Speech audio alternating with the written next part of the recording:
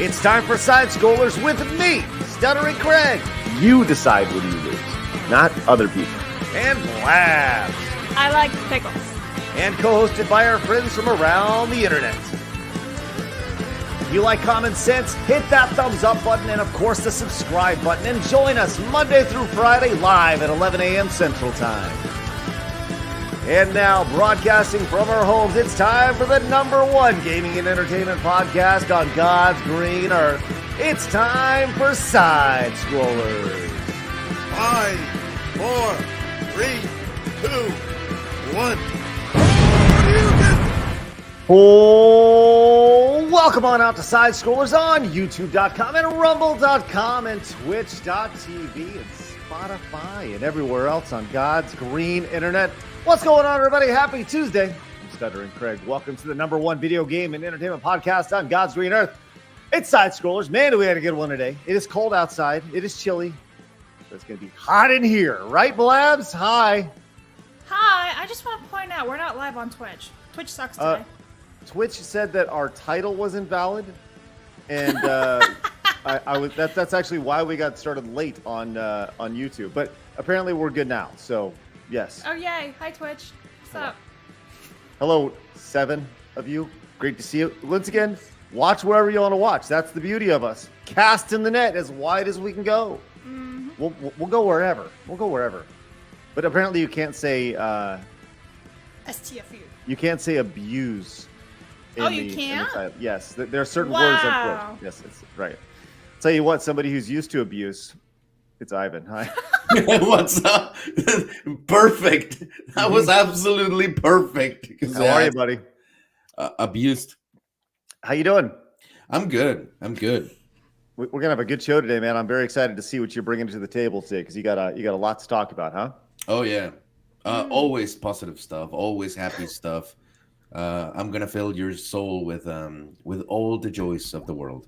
And speaking of filling your soul with all the joys in the world, let's go with Shagsworth. Hey, what's going on? I was like, who is it? Who's going to be?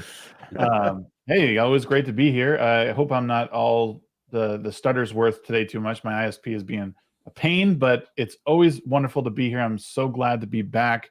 I've been getting into my own bunch of trouble on the internet because I entertain and talk with guests that people don't particularly care for, but I don't care. That's why I was put here. It was to cause trouble and stir the pot. So, by the way, we gotta rebook when I'm going to come on your show. I'm excited to do that, and that's my fault. The old family and stuff. It happens. Okay. So I'll definitely appear on your channel, Shags, very soon. We'll love that. That. Can we talk about how awesome this guy is who's joining us today? We got a not a party of 4, but a party of 5 today. Mod extraordinaire, superstar community member, and just overall nice guy. It is Extrazero. A party of 5. Does that make me Jennifer Love Hewitt? Man, that's a good question. I didn't watch that show as a kid growing up or as a teenager, but there was a pretty banging cast on that, wasn't there? Yeah. It was launched a few careers. Yeah, good stuff. Well, I'm glad everybody's here. We're going to be launching some careers today, straight to the with some serious investigatory journalists, right? Right, Ivan? Oh, that's what we're here for. Listen, who doesn't love hardcore video game journalism? Let's go. Love Kotaku. Oh, that's true. Good point. Polygon. The gamer. Yeah. Oh man, the gamer. The Mary Sue. So look, we got a lot going on. I want to remind you guys, we are live over at Rumble, rumble.com/sidescrollers. Join us over there as, we're getting in on the Rumble bandwagon. I mean, we've been on that for a good while, literally since the start of the show. But I encourage you guys to go over and hit the follow button over there because it's important that you do. And we're going to talk about why, but hit the follow button over there. We also have a Twitter account at SidescrollerPod. You can join us over there. And at Instagram, don't we, Blabs? And we hit 800 followers, so thank you guys. Let's even get to 1K by the new year.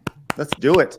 We're also live over on Kick. You can find us at kick.com/sidescrollers, where the glorious 95-5 split is over there. So if you're watching over on Twitch, feel free to head over to Kick because, hey, 45% more is a pretty good boost if you like to watch, if you like to subscribe over there. And Cake will let you write abuse in the title. Or will they? I don't know. We don't know for sure. I don't know if I don't even know if I changed the title over. Oh, it says media matters to be nuked. Okay, good. Then that's a good thing. We are at 55,995 subscribers to this channel over here on YouTube. So do us a favor. If there's 5 of you who have not subscribed, join us now and help us hit that 56,000 subscriber goal. If we do, during this show, I have on good authority that Shags will shave his beard. He's like, what? You heard wrong, sir. Oh, okay. Oh, my fault. My fault. Do us a favor, hit the thumbs up button. As always, we're trying to get to 300 every single show. And we also do our best to hit 20 memberships every single show. So we're going to get us started off great with 5 gifted memberships from the guy directly below me. It's Extrazero coming in. Look at that, handing out 5 gifted memberships. Hey, You're welcome. Hey, appreciate you, pal. It's good. Appreciate you. Appreciate being on. Very rarely do I look down at a man Yeah, below I me was and say, like, appreciate you, pal. There's a first for everything. I'm glad I could be it. Hang on, I can fix this. Dick. Look, as long as you keep your socks on. Right. And they have to be black socks with the little elastic things that hold. Yeah. All right. We're off to a banging start.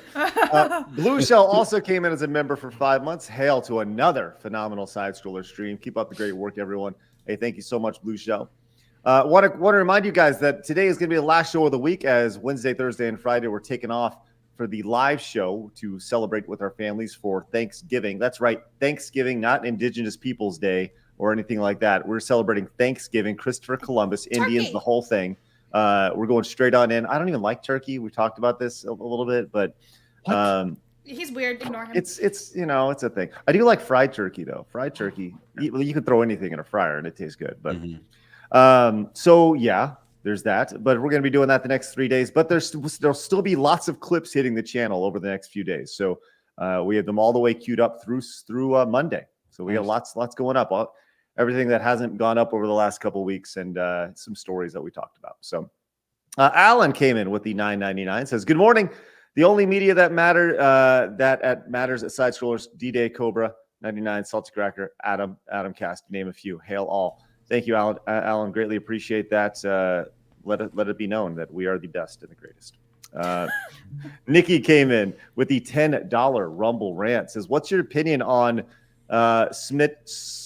Smilodons, aka saber-toothed cat? Is this a thing? A saber-toothed cat?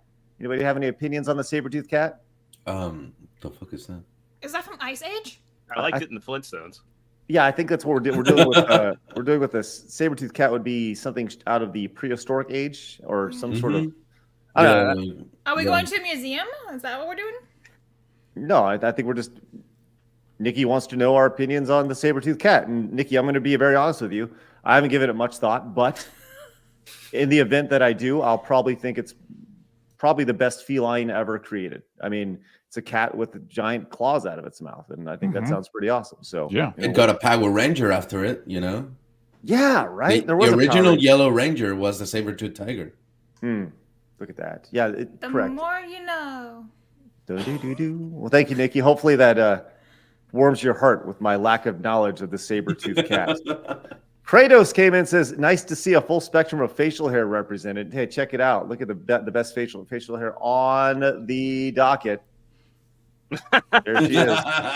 Right there. Lovely. Hey, thank you very much, Kratos. And Shaker came in as a member for 6 months. Says turkey is goat crag. Thanks, Shaker. You're wrong. You know, turkey is goat until you have duck. Like, try I don't having like duck. Shut up. Like, having a full duck for Thanksgiving with, like, good stuffing. You know what's better than all that? Peking duck. What? Not eating Nothing. that. Not eating that at all. Like ham is better than all those combined. Like a good ham. Ham is for peasants. That was... Well, a good honey Fighting glaze. words. Honey glaze is what it's spiral cut honey glaze. That's Bingo. Yeah, but that's like it's not even satisfying. There's like something so satisfying about turkey because it's so like just you cook it right and you put it in your mouth. Like ham's got that like hard skin, like I'm eating through plastic first. Like Somebody's gonna clip that and take it way out of context. I agree. Hey, Blad's, poll in the chat, please. Okay. What meat do you prefer most? Of the 4, we're gonna go with turkey. We're gonna go with ham. We'll go with duck, and then we'll add like a nice Brisket. roast. Yeah, like Brisket. a roast or something. Oh, like a brisket. You can only have 4 options. Well, yeah, there's your 4 right there. Okay, you got them. Okay, and this is up to you, chat. This is going to decide the fate of the internet here. It's very important that you decide here because we're going to give this to Joe Biden and he'll be very excited. Okay, to see the turkey, results. ham, brisket, and some roast. Is that what we said? Yeah, like a roast. No. Turkey, ham, duck, and So roast. wait, are we gonna shake hands with the turkey too? It's got to be kind of like limp wristed, like a soft shake. You know when you. Oh, is this just? Can we talk about the handshake for a second? Like when Like you a guys fish handshake? when you guys shake hands, do you guys give a firm handshake or is it just kind of like? Because some people go in and they want to grab the Break your hand and they really want to let you know, right? And some people they go in and they just want to. It's like a puzzle piece where it kind of hits and you're like, that's nice. And some people go in with like the kind of the floundering fish, you know, right there. Yeah. What's the preferred handshake method for y'all? Crushing the hand. My grandfather was in the Navy. He taught me how to shake hands. Crushing the hand, is that what you said? Yeah, crushing the hand. When you all meet me, you will get a very firm handshake. It'll Okay. probably break my hand. Extrazero question. Is it also the same way with your hugs? Yeah, it's a very firm hug. When I met Murph from the Impractical Jokers 2 years ago, I felt bad because I almost crushed him. I mean, he's a pretty fragile man. Not gonna lie. Yeah, but he's cool as shit. I will tell you that. I bet he is. I love the He's Impractical Jokers. secretly based. MK Stellar, Mick Stellar over on Rumble says, if the joint ain't dislocated, what's the point? Shags, what's your thoughts, Shags, on the handshake? Yeah, I think it's just firm because I think you tell a lot about somebody by how they shake. I think too hard, like knowing your audience, like too hard, like not good. But a nice firm one, you could pretty much get anyone. You definitely don't want to go in limp wristed, that like wet fish thing. No way. Great way to lose out on opportunities doing that. I agree. Another thing that could be clipped out of context. I live to serve. Ivan, are you a strong but fair or like a firm guy? Or are you like what's your thoughts on the handshake? My grandpa used to say that a handshake is the representation of you, is your business card. Let's go. So not only firm, but also straight looking into the eyes. See, that's the missing thing here. Some people go in, they're like, man, they look down, they're kind of like doing one of these peakish things. So I imagine Blab's doing it. Blab's be like, yeah. I've shaken your hand before. You're like, hi, I'm Craig. And I'm like, I don't know you, but hi. I make sure I include vocal sounds whenever I shake a hand. Like a dog. You just gotta bark He's at a somebody. Rottweiler. I don't know. I just do a firm handshake, but like if I don't really want to hold your hand, it'll be like a 2-second. Be like, meh. Yeah. I will say I'm a hugger though. Like if I meet you and I don't know you, I'm gonna shake your hand. But any of you, if I ever meet any of you in like real life at like a meetup, I will absolutely give you a hug first. Just because we've like shared a stage together, shared the panel. And usually with these I get off pretty well with people. Get on with I don't know. Man, so much material. Listen, people need to clip everything that you said and just put it into one little conversation. Are you Great, okay, man. Shagsworth? Do you have something you want to talk about? It's 2023. It's okay, man. Yeah. Right? Yeah, Come man. on I'm just out. happy to be here. Just let everybody know, Shags. Limp, wet, firm. Hey, Clemson came in with 10 gifted Clemson. memberships. Let's go. That puts us at 15 today. Let's go into the holiday break with a hitting our goal today, getting to that 20. We're at 15 right now. Why don't we just set a record? Let's go, Clemson. Thank you very much. Appreciate that. Hey, Clemson, we're gonna change the gifted memberships to blue. Look at it right there. Let's go. Oh, come on. Let's go up in. By the way, we're gonna break up the color spectrum here with Clemson and just pop it right here. It's like the new Reading Rainbow. No, let's not talk about that. Oh God, yeah. Man, I was thinking about making a Reading Rainbow parody, actually, an intro for that based on I was going to say, yesterday. like, I know Razor's brought up newgrounds.com and you guys have talked about it. It's kind of funny. Like, one of the first things I remember seeing on Newgrounds back in the day was a Reading Rainbow cartoon where they took actual audio from it, made it all fucked up. And it's funny how the parody has come to fruition at this point. That's Where it was man. just LeVar putting kids in really fucked up situations. And I think this is one of those things where when you look at the headlines of the Babylon Bee 5 years ago, they were predicting the future, which is the most crazy thing about it, you know. So that's the world we live in right now. Blaz, read this one off for us from D-Day Direwolf. D-Day gives out subpar Remy's. My dad told me. Let's see. Blabs is shit. Ola Ivan. It's good. Either Direwolf, you're gay. All right. Cryptic says, with the 5, says hard handshakes. That's a lot of wanking. Thanks, Cryptic. Appreciate that. my grandfather was in the Navy. I love that. And my grandpa was too. Com came in, says, anybody key that doesn't like turkey on Thanksgiving is either vegetarian or cooks it too dry. I spend 2 hours deboning a turkey before stuffing it. Roast Beets by Babish on YouTube. Check it out. Roast Beets. Oh, Roast Beast. Babish. Yes. Dude, Yeah, Babish is great. great. Com, you may be right. I'm not going to lie. Mom, I know you're probably watching this, but turkey has historically been pretty dry. Just going to throw it out there. I love you, Mom. Mm-hmm. Let's, just Blabs, You're don't. not going over to your mom's for Thanksgiving anymore. I don't know. Mom, if you're watching, text. If I get a text the next like 30 seconds, like we'll see if she heard it or not. Com, thank you very much. You just severed a family vein. That's good. Alan came back with $4.99. Says duck is like a ham breaded with a chicken. Or breeded with a chicken. Breaded. Yes. Breaded. The best. I use duck fat to season my iron skillets. All right, Duck man. fat is That duck fat's phenomenal. awesome. Yeah. Mm-hmm. On fries. Oh, interesting. Mhm. Yes. I heard that. But by the way, I'm hungry. interesting poll results right now. Turkey currently leading with almost 300 votes with 35%. Roast in second place with 30%, followed by ham at 24% and duck at 10%. This is actually quite an interesting poll that we have here. Definitely the most important poll we've ever run, which is good. Dan came in with the 10. Thank you very much, Dan. Says, since we're talking about dislike the turkey and Thanksgiving, has anyone tried the recipe from Gordon Ramsay? I have. It's actually delicious. No, a recipe, just any recipe, I guess, from Gordon Ramsay. And I have tried once the Wellington, as a matter of fact. The Christmas Wellington, and let me tell you, that thing is delicious. So all right. Well, thank you very much. Appreciate that. Thanks for sharing. Blake says, have a couple dollars from this broke boy. Thanks, Blake. Appreciate that. You can spend all your broke boy money over here instead of on Pokimane over there. Hey, we accept all broke boy monies. Let's go. Broke boys, send them all in. Thank you, Blake. Appreciate that. And then Dermy came in, says, I challenge Shags to a hug competition. I'll hold you ever so gently, Dermy. Don't you worry. I know you'll love it.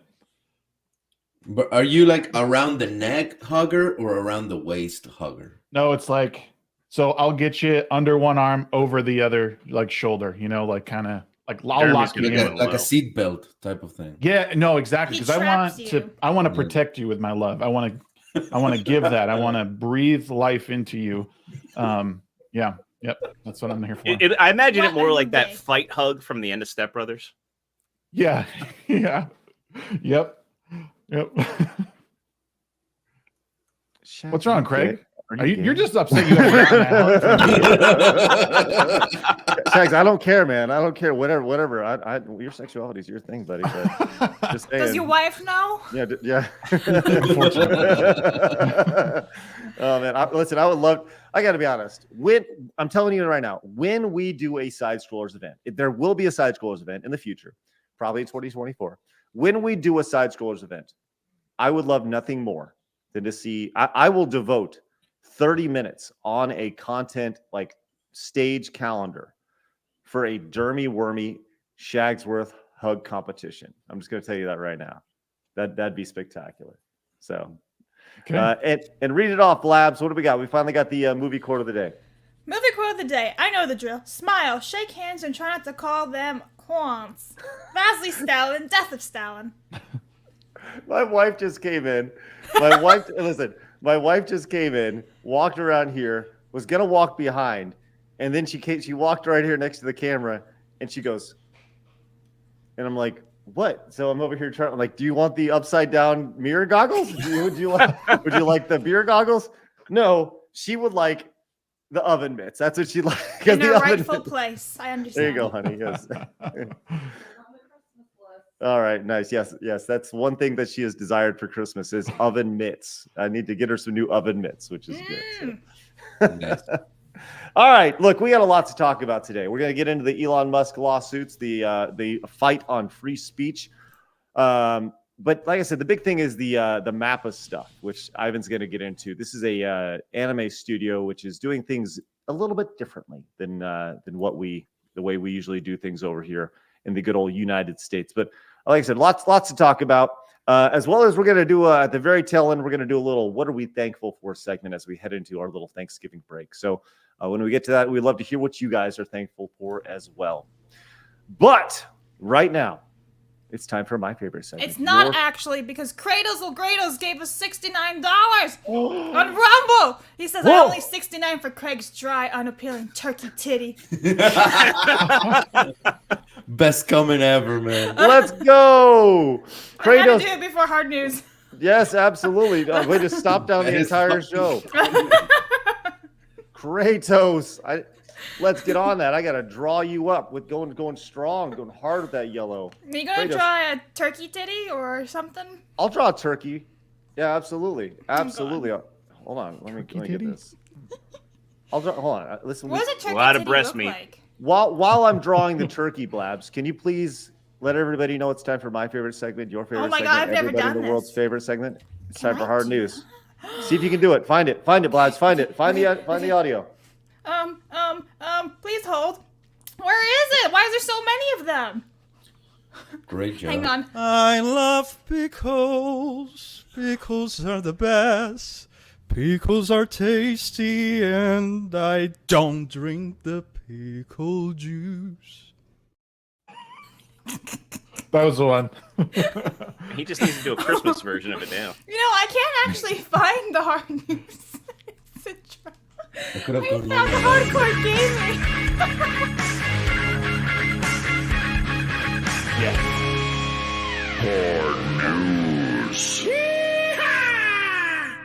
I want to point out I was looking at the wrong section. Yes, you were. You were doing a horrible job. All right. I'm Look, really great. today, for all $69 donations, I will also be drawing a little turkey on right there. Look at it. Look at that turkey right there on the wall. Looks like a thumbs up. Yeah, right. It's clearly your turkey titty. Wait. That's a Where's the turkey. turkey titties? Right there. There's a turkey right there. Look at that turkey. Where's Look at the it. titties?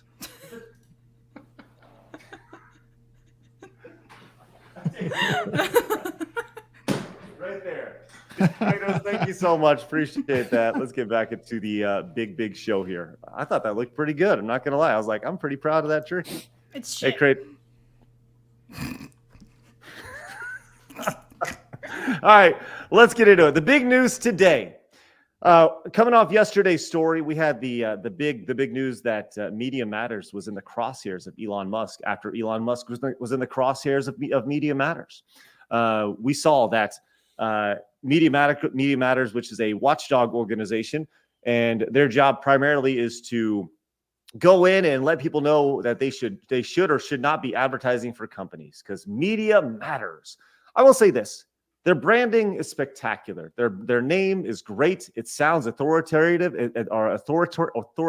which in reality they pretty much are. They go in and they bully people and they say you should not be advertising here and do not spend your money on these brands because if you do, you'll be seen as a bad person. So they went after Elon Musk and X, and here we are as Elon Musk. We talked about this a little bit yesterday with Razor. Has data on exactly what the issue was as far as how Media Matters literally fabricated their story as they went in and they essentially followed some people who say really bad things, and they followed some really some brands that spend a lot of money. And when you follow those people, and your timeline will reflect who you follow. So naturally, they fabricated stuff.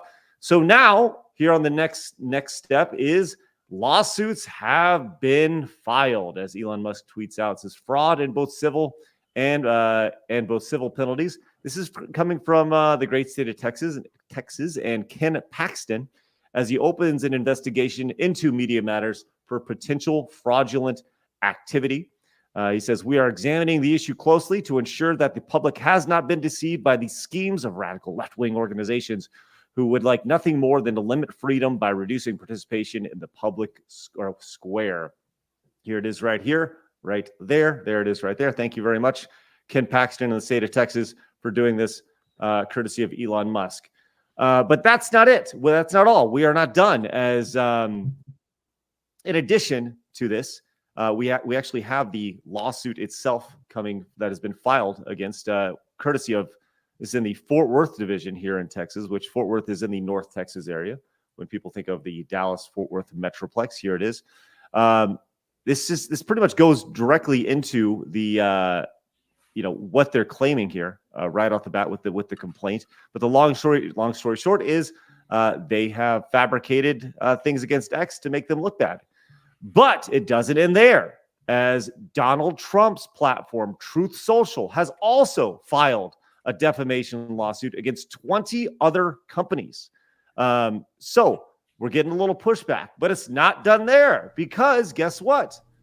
Rumble has also filed lawsuits against Media Matters for the representation of Rumble. So with that said, gentlemen and lady, are we finally seeing a pushback? Well, it's obvious we're seeing the pushback, but has the war against free speech finally really begun? Extrazero, your thoughts? I don't know. To be honest, I'd like to think that that there is some awareness and ground to be gained out of this, but it's just you look at the smear job done on Musk, and then also I don't think Musk has helped himself, with some of the doublespeak he's had, some of the standards that he's had. I mean, some of the outright things that he's not brought to fruition, things that have been perceived as lies. I mean, Twitter or X, whatever you want to call it, I still call it Twitter. There are a lot of people that are getting flagged as bot accounts. The transparency has never come. He said right off the bat, if you're banned, you're going to, find out why. I've had friends, Melee Games, Static 2020, people that were banned for being bots, and there's nothing on their account that insinuated they were bots. But to bring it back on, I want to think that it has, but Musk's under so much scrutiny from external sources, and this company's been around. Media Matters has been around for a long time. There's also the public opinion aspect of it. I just really don't know. I think we're going to have to wait and see what comes out of this case. And I think it's a victory for Musk. Then yes, it will be. But if not, it has just the amount of likelihood of fizzling out and going nowhere. Shags, your thoughts? Yeah, I think Extrazero is right a little bit here. I think the fact that all of these people are starting these lawsuits at the same time is definitely a good thing. But someone in the chat said we're like 30 years too late on Media Matters. Mm-hmm. And I do agree with that too.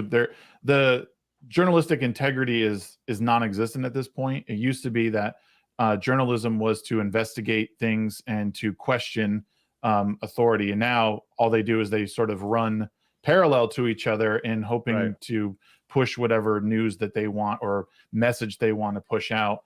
And that's one of the big problems that I'm seeing is it's at the roots.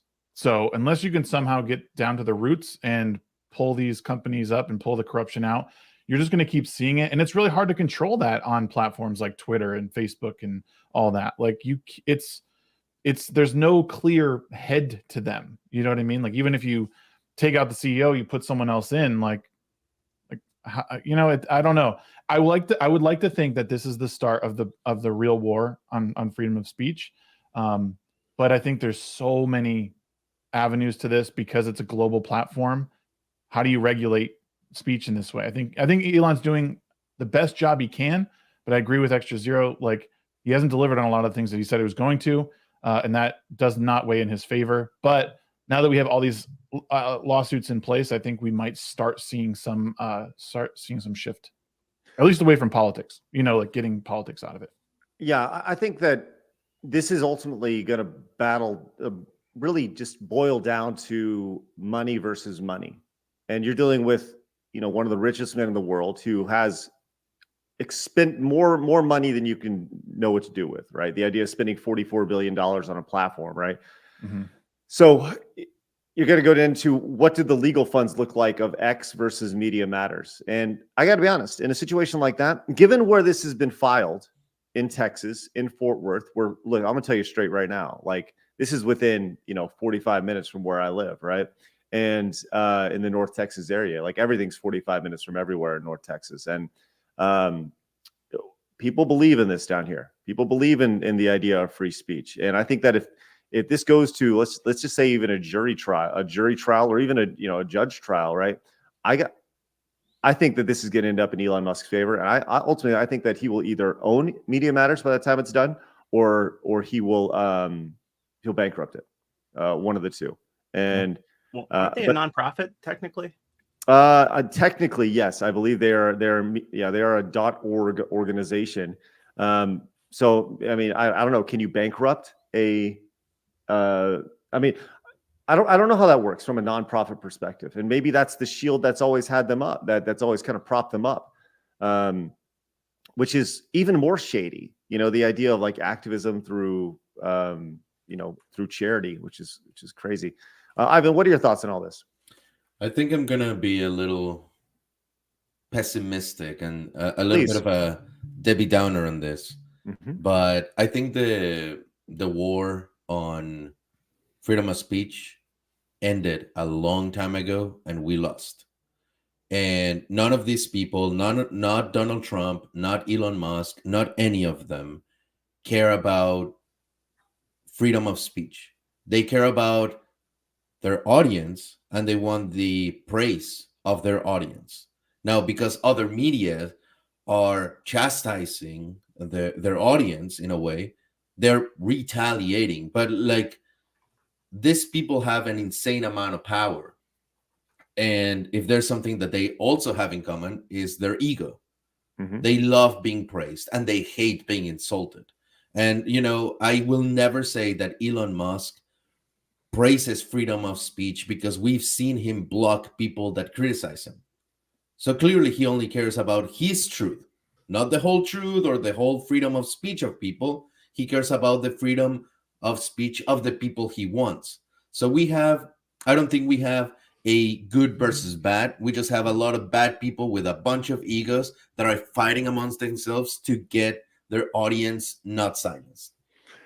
Do you feel okay? Can you provide me with an example of somebody that Elon Musk has blocked because he didn't like their perspective? I will have to pull it up. I just remember when he initially started when he bought Twitter, there were a lot of when he got rid of the blue check mark and everyone can pay it. There were a lot of people that started impersonating him, like getting blue check marks as Elon Musk, and he. And they weren't necessarily doing anything, and he was blocking them immediately. Now, a lot of people were calling him out, like, "Hey, this is a problem that we told you was going to happen," and they're not defamating you in any way. They're just creating little memes or jokes or here or there. Where's the freedom of speech that you said you were going to protect? If this is clearly just a parody, it's a parody of you.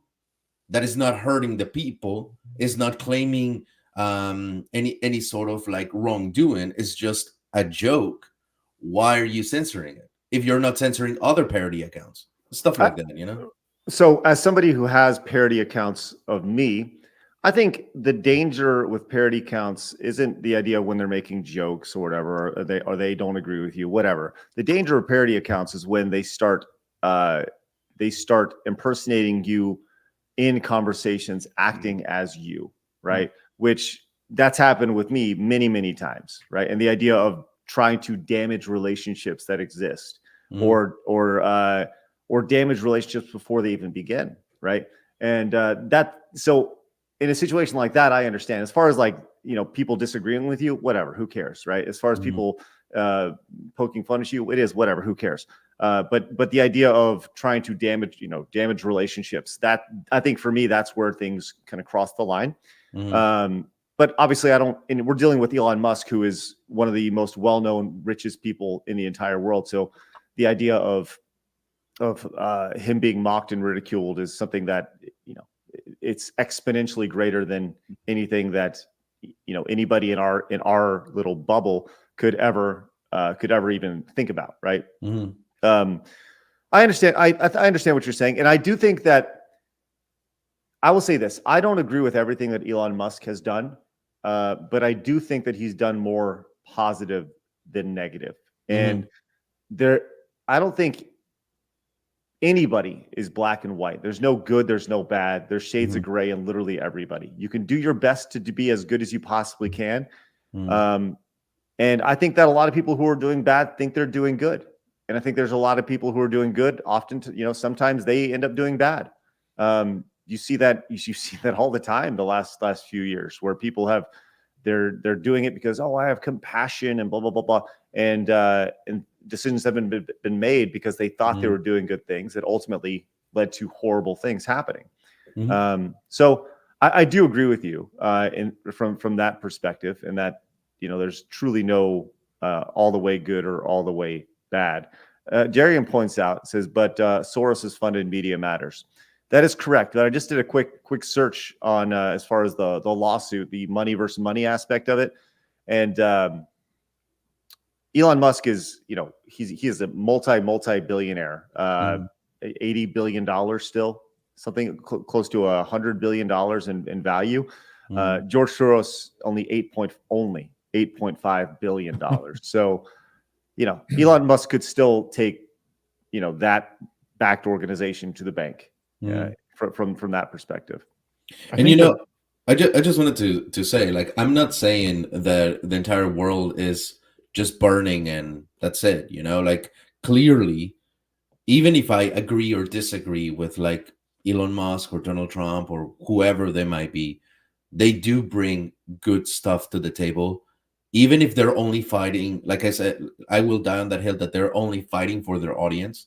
Like, I don't think that they're this saving people that are on the right side of history or anything like that.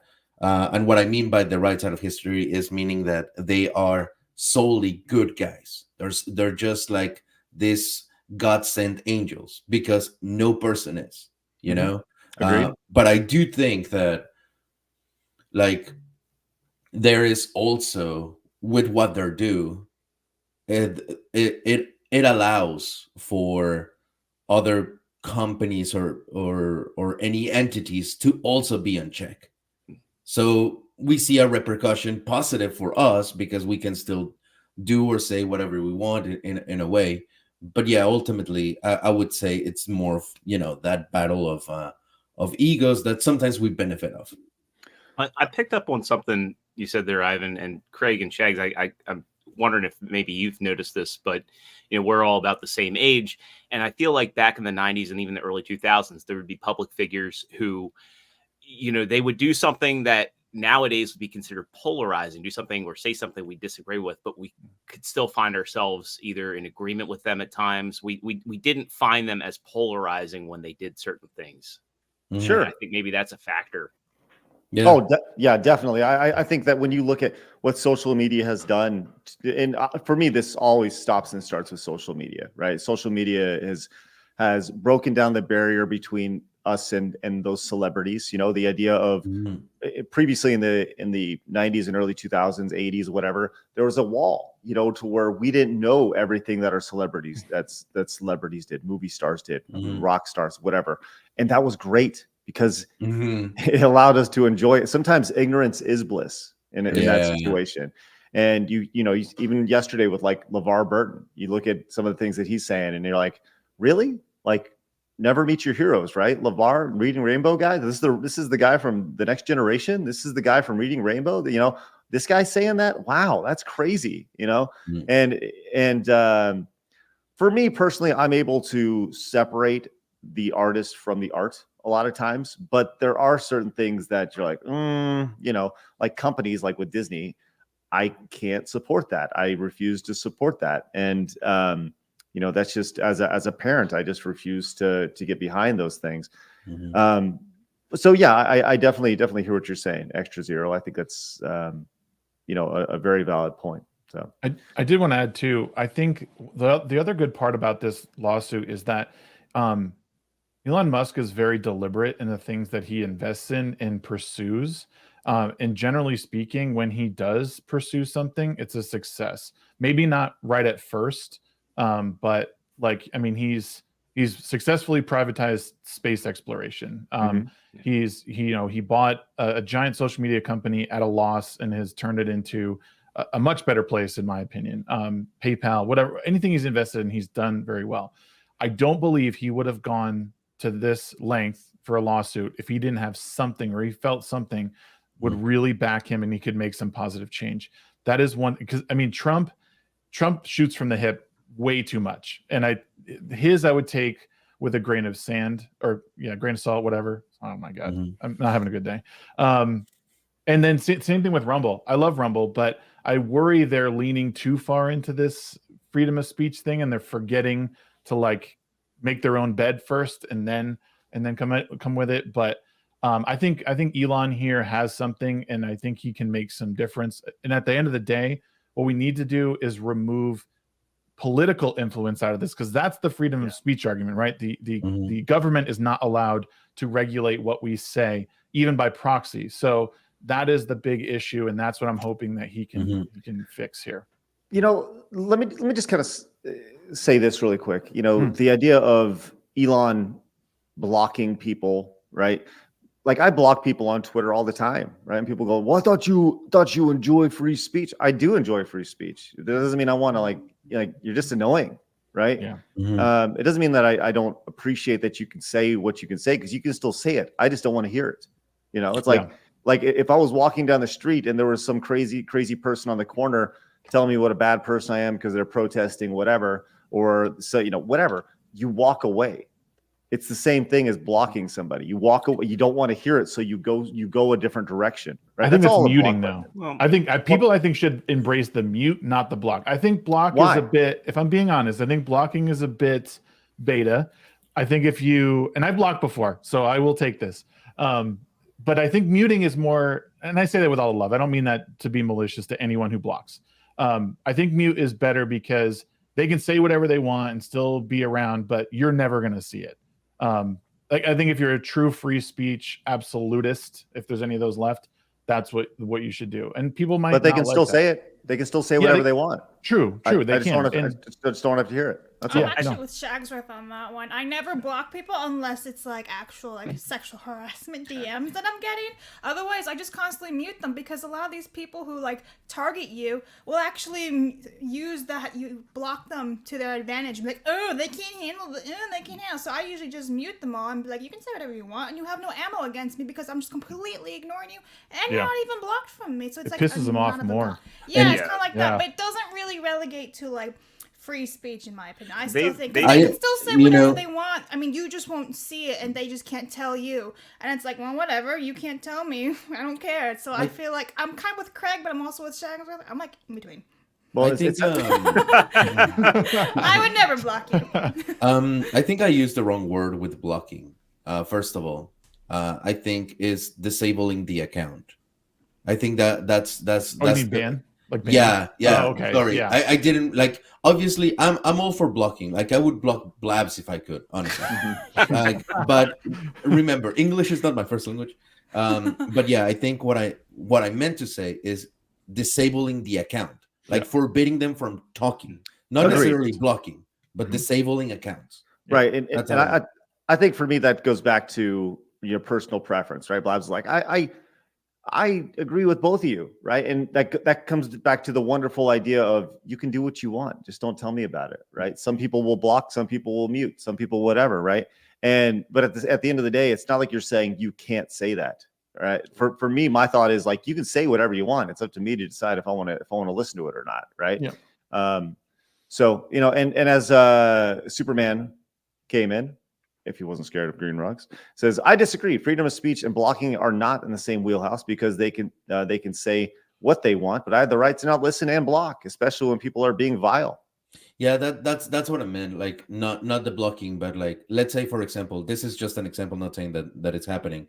And would for a question for all of you guys, including the chat, would you say that it's an attack on freedom of speech if, let's say, for example, not saying that this happened, but someone starts insulting Donald Trump on Truth Social, and Donald Trump says, you know what? I'm going to disable your account, not block it, but I'm going to stop you from using this platform. So you cannot say whatever you want to say on this platform. He can say it somewhere else. Now, would you say that that's an act that infringe on freedom of speech? Yes or no? I think it depends on the terms of service of that platform. On the surface of what you just said, yes, that is blocking freedom of speech for a platform that is built around freedom of speech. But it, once again, it goes back to, if they're just being mean to Donald Trump, or they're being mean to Joe Biden or whatever, that's fine. Are they going in and saying, hey, I'm going to kill you or whatever? That's where I think where the line is crossed, right? Inciting violence and all that, right? Yeah. And that goes into the people who define violence in so many different ways. Words are violence, thoughts are violence, not saying anything is violence. Silence is violence. Right. So, and whatever. It seems like violence is very subjective these days. Yeah. So I think it's only a violation if it's a publicly owned entity. There's times where there are some people that are annoying with the my private company stuff, because they tend to be a little hypocritical. But I mean, you are a guest on Twitter, you are a guest on Truth Social, you're signing up, creating an account to use their servers and use all of their stuff. It's not like it's something that a utility that that we all pay into. If it was a publicly owned thing, I think that would be a violation of free speech. But because it's privately owned, I may disagree with many of the decisions that they make, especially with blocking or not allowing people on the platform, period. But at the end of the day, it still is privately owned, and I do respect that. Yeah. My thing is with the in response to what you said is, if it's sticky and no one likes this, and you said it, Extrazero, is that it is technically his platform that he built. And therefore, if he doesn't like someone in it, just like if you don't like someone in your house, you can remove them. Do I believe they should? No, because these spaces are borderline public utility. Like it's so like everybody uses them to communicate at this point. But the minute you have politicians legislating who can say things based on what they believe to be morally or ethically right or wrong, that is what I'm against, because that is a clear violation of our First Amendment here in the United States. And I agree with. Yeah. And that we can't abide that. But as much as it sucks, technically, yeah. I mean, if someone comes in my house and takes a dump on the floor, I have the right to kick them out. And I wouldn't let them stay, even if they wanted to speak. Sorry. But Shags, what really is a dump?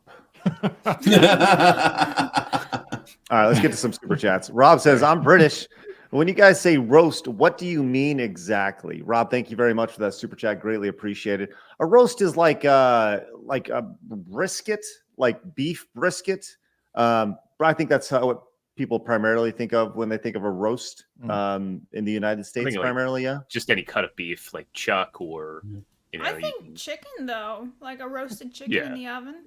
But I think when you say a roast, you say roast chicken. Yeah, it's true. So anything, I think basically any roasted meat in the oven, All right. And speaking of the poll, let's go and put a pin in that, Blabs. The final results of the poll: 35% say turkey is the best meat. Roast gets 30%, ham 25%, and duck in fourth place, only 9%. Well, see, Craig is actually delivering fake news. It's 34% for turkey. I voted for ham, but I'm going to eat them all. Get out of here with that ham. I didn't even get a chance to vote. I would have bumped that ham number up. It's rookie numbers. Darian came in with the Upper hands. $4.99, says, I made a Gordon Ramsay a Christmas Wellington and also the salmon al crute. I don't know what that is. Both epic. Darian, I can't even say it, let alone eat it. I don't even know what salmon and it sounds almost racist. Salmon and kraut. I don't even know what that means. Thank you, Darian. Appreciate that. Mutant San came in as a brand new member. That puts us at 16 today. Let's go. Thank you so much, Mutant San. 4 away from our goal of 20 today. Hal came in, says the pendulum won't swing back until big money stops funding authoritarianism. I don't disagree with you at all. The money is there and it will continue to fund it. I think that's kind of where I think where a lot of people's hope is with Elon is that he's like the wealthiest man ever. So there's money there to fund the idea of free speech. Mm-hmm. Torgo came in and says, speaking of saviors, hail God Emperor Miley? Miley? Who's Miley? Miley? I don't know. Oh, from Argentina, I believe. Oh. Yeah. Did you guys see he was dressed up in a costume? The new ANCAP guy? Yeah. Yes. It's interesting. I need to learn more about that guy. But it sounds like I need to move to Argentina. He's fascinating. Dermy says, I keep Extrazero muted. Hey, we do too, right? Check it out. There he is, muted. That's good. Thanks, Dermy. The Legion of Memers came in. It says, hail side scrollers and the best damn producer on the internet, Extrazero. Thanksgiving. Happy Thanksgiving from all of us here at the Legion of Memers. All right, once again, I need you guys, if you haven't yet, please head over and subscribe to the Legion of Memers channel. Great channel. Lots of meming stuff over there. They make memes of the show. We'll post them over there. Great stuff. Lucas came in as a brand new member. Thank you very much, Lucas. Let's go. That puts us at 17 members for the day. 3 away from our goal. Greatly appreciate that. By the way, guys, stick with us just a little bit longer. Give me about 30 seconds because we're going to get to some breaking news that just happened, which is not on the Run Sheet Labs, which I definitely want to get y'all's opinion on.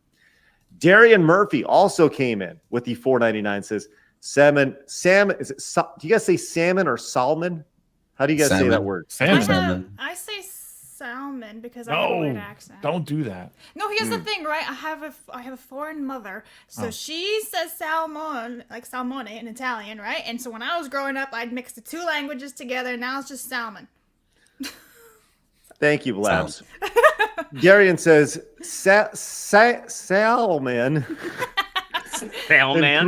is salmon on wrapped in puff pastry. Okay, pronounced on croûte. Salmon on croûtes. Well, thank you, Darian. Appreciate that. I'm sorry I butchered that multiple times. French. I'm trying to learn that French like their blabs. Hey, look at this. Shagsworth is a brand new member. Hey, let's go. Dude, I gotta keep it going. I love this show. I can't not support you guys. Thanks, Appreciate dude. that. You have to 21 for the day? And now we're at 23 as Kelly came in with 5 gifted members. If you guys got a gifted member, make sure you say a thank you. Consider paying it forward. That is spectacular. Kelly, we genuinely appreciate that greatly. Let's go. That's great. All right. So that puts us at 23 members for the day. Hit our goal. Thank you guys very much for that. Let's keep on growing as we head into Thanksgiving for our Thanksgiving break. But yes, guys, breaking news. This just came across my Twitter feed right now, courtesy of Discussing Films. Oh boy. I am shocked. I am shocked by this headline, and I'm just going to read it off to you. I can't even believe this is happening. Jackie Chan and Ralph Macchio will reprise their roles together for a new Karate Kid movie in theaters next year. What? Wait, so who's Jackie Chan going to be? Okay, I have so many questions about this. Did you guys see the Jackie Chan Karate Kid movie from like 2010? I did, yeah, with Jaden Smith. Yeah, back when Jaden Smith was cute and normal. Okay. Yeah. So he was the Mr. Miyagi figure in that movie. Yeah. Right? And obviously Ralph Macchio is now the Mr. Miyagi figure in Cobra Kai, but they are apparently blending the universes. Are they Maybe. gonna make him like his son or multiverse. something and like Yeah. blend the two? That has to be what it is. No, Karate Kid, the God multiverse, I'm fucking calling damn it. So I No, scroll down here. It says Matt Jarbo says this feels desperate. very. Yeah, But I'm totally. because I don't think so if they do it right. Like the thing about the Cobra Kai show is, yeah, it's cheesy. Yeah, it has a vibe of something you would have got from a TV series in the 90s and early 2000s, but it did care about the franchise that it was representing. I think if anything, they wouldn't make him Mr. Miyagi. They'd make him Mr. Miyagi's son. I think people would like to see that. And I think they would just disregard the whole Jaden Smith movie. Well,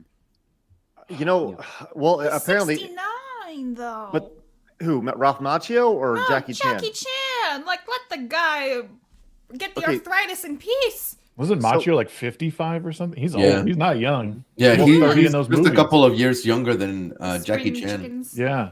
Okay, well, hold on, because Extrazero said, maybe the Jackie Chan will be Miyagi's son or whatever. But here's the problem with that. This headline says they will reprise their role. Yeah, that's Right? that's the thing. Yeah. Well, So if he is Miyagi's son, he's technically Mr. Miyagi. Yeah, that's how they would do it. They would do that weird switcheroo by technicality. Like, oh, he's Miyagi. Well, I'm Okay, that's how. Yeah. lots of issues with that though, because the movie in 2010 took place in China, Mhm. whereas Miyagi he takes place in Okinawa, Japan, right? Mhm. But he doesn't have So- to be from the same universe. It says reprise the role, but I'm just saying that if they call Well, him it wasn't Mr. even karate, you know. right? In that It was kung 2010 fu. movie? They Yeah. call it like there are very distinct two types of martial Okay. arts. Right, Yes. right, Yeah. right. That's what I'm saying. No. They wouldn't connect the two movies. I'm just saying, like, it's like Jamie Foxx in Spider-Man? No Way Home. Yeah, he's Electro, but Electro is dead. If you saw Amazing Spider-Man 2, Electro is dead. Sandman is dead. Dr. Octopus is dead. They're dead characters. But they were pulled out of time, weren't they? They weren't- Before they were killed. Yeah. They're supposed to be Right. the same character before they die. Yeah. But I mean, I technically, don't you think can these argue that comparisons they're. work.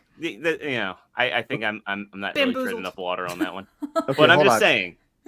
Winterfell came in and says, if I'm not mistaken, Chan's character was Mr. Lee. It was totally different character. I right. could be wrong. That's So right, his actual name was Mr. Han in the movie. So there was no Miyagi at all. Like, That you is got to remember. true. That is true. So there's no way. There's a 0% chance that unless they're just on crack cocaine, that they would absolutely make Jackie Chan's character related to Mr. Miyagi. There's maybe a cousin or something, but it's not a brother, not a son, maybe a second cousin that, a Twice fisherman removed. thing. Right. Like maybe, but I just can't deal with this. And here's the thing about this is the final season of the Karate Kid, the Cobra Kai series. They're going into season 6. It's getting ready to launch here very, very soon. And I love that they're able to finish it how they want to finish it, which is great. Mhm. The thing that's made that show beautiful is that the fans, like the people who are writing it, are clearly fans of what they call the Miyagi-verse. Mhm. And they have crossed the T's and dotted all the I's with a few small exceptions in the Miyagi-verse. Hilary Swank has yet to be in it, but I bet she makes some sort of appearance.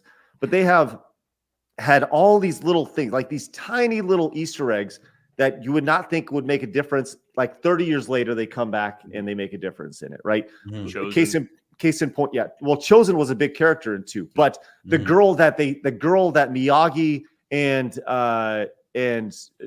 Chosen's dad or uncle or whatever saved, the little girl on the clock when the hurricane's coming through, she plays a role in the new series, right? Like all these tiny little characters that nobody ever thought anything about.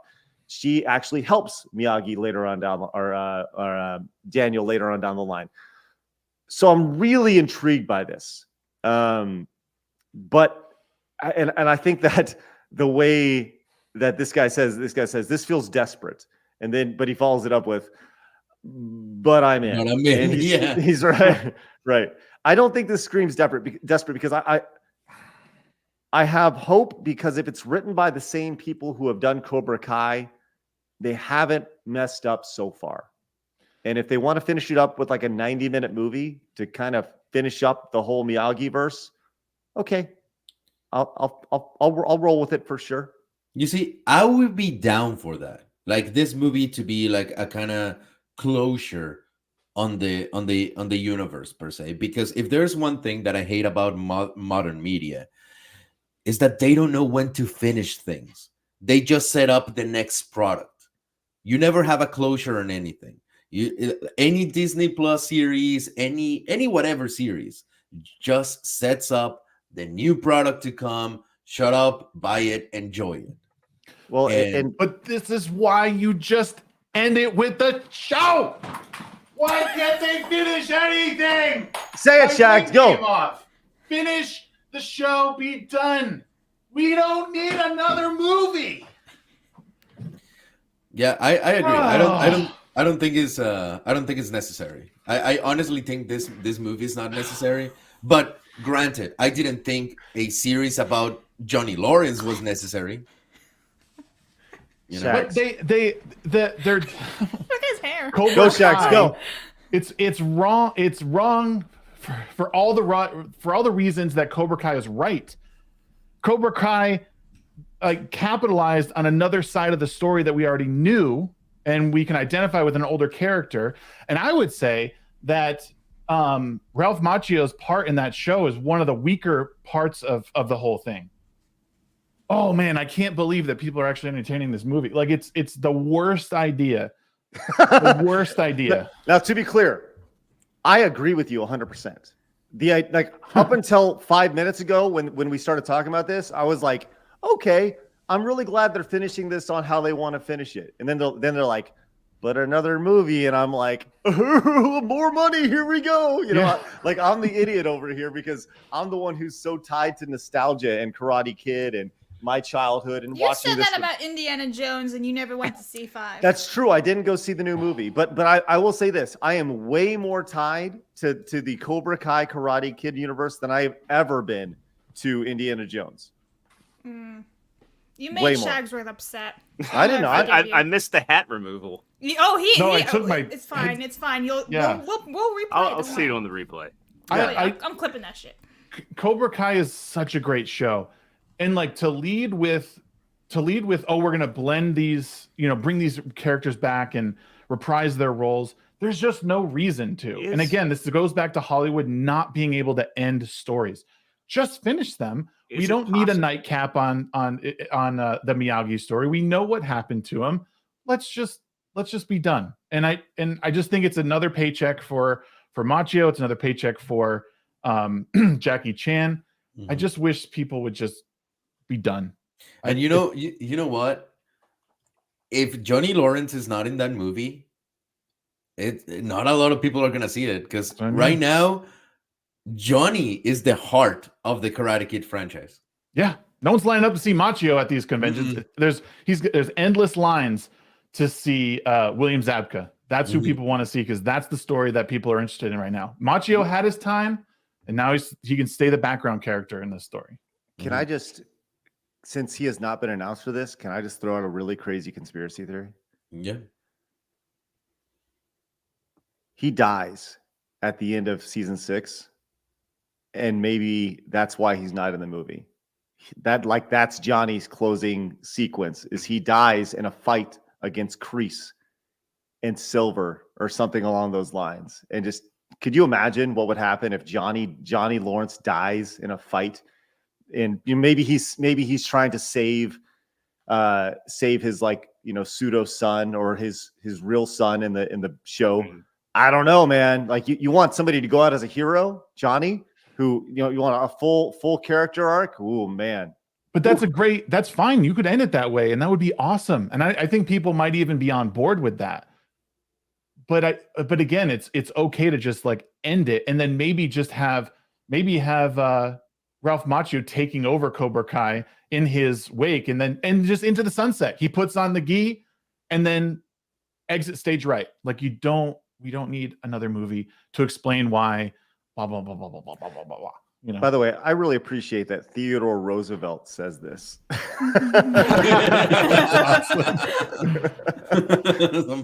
Thank you, Theodore Roosevelt. Thanks, Teddy. You guys are obviously very passionate about this, and stick with us after these super chats because we actually have something that you may also be passionate about for our next story here in just a minute. But True Pop Culture came in, says the Karate Kid multiverse collide, which didn't even consider that being a multiverse. But Mark says Jackie Chan is the Jack LaLanne of action films. Changed my mind. He never stops.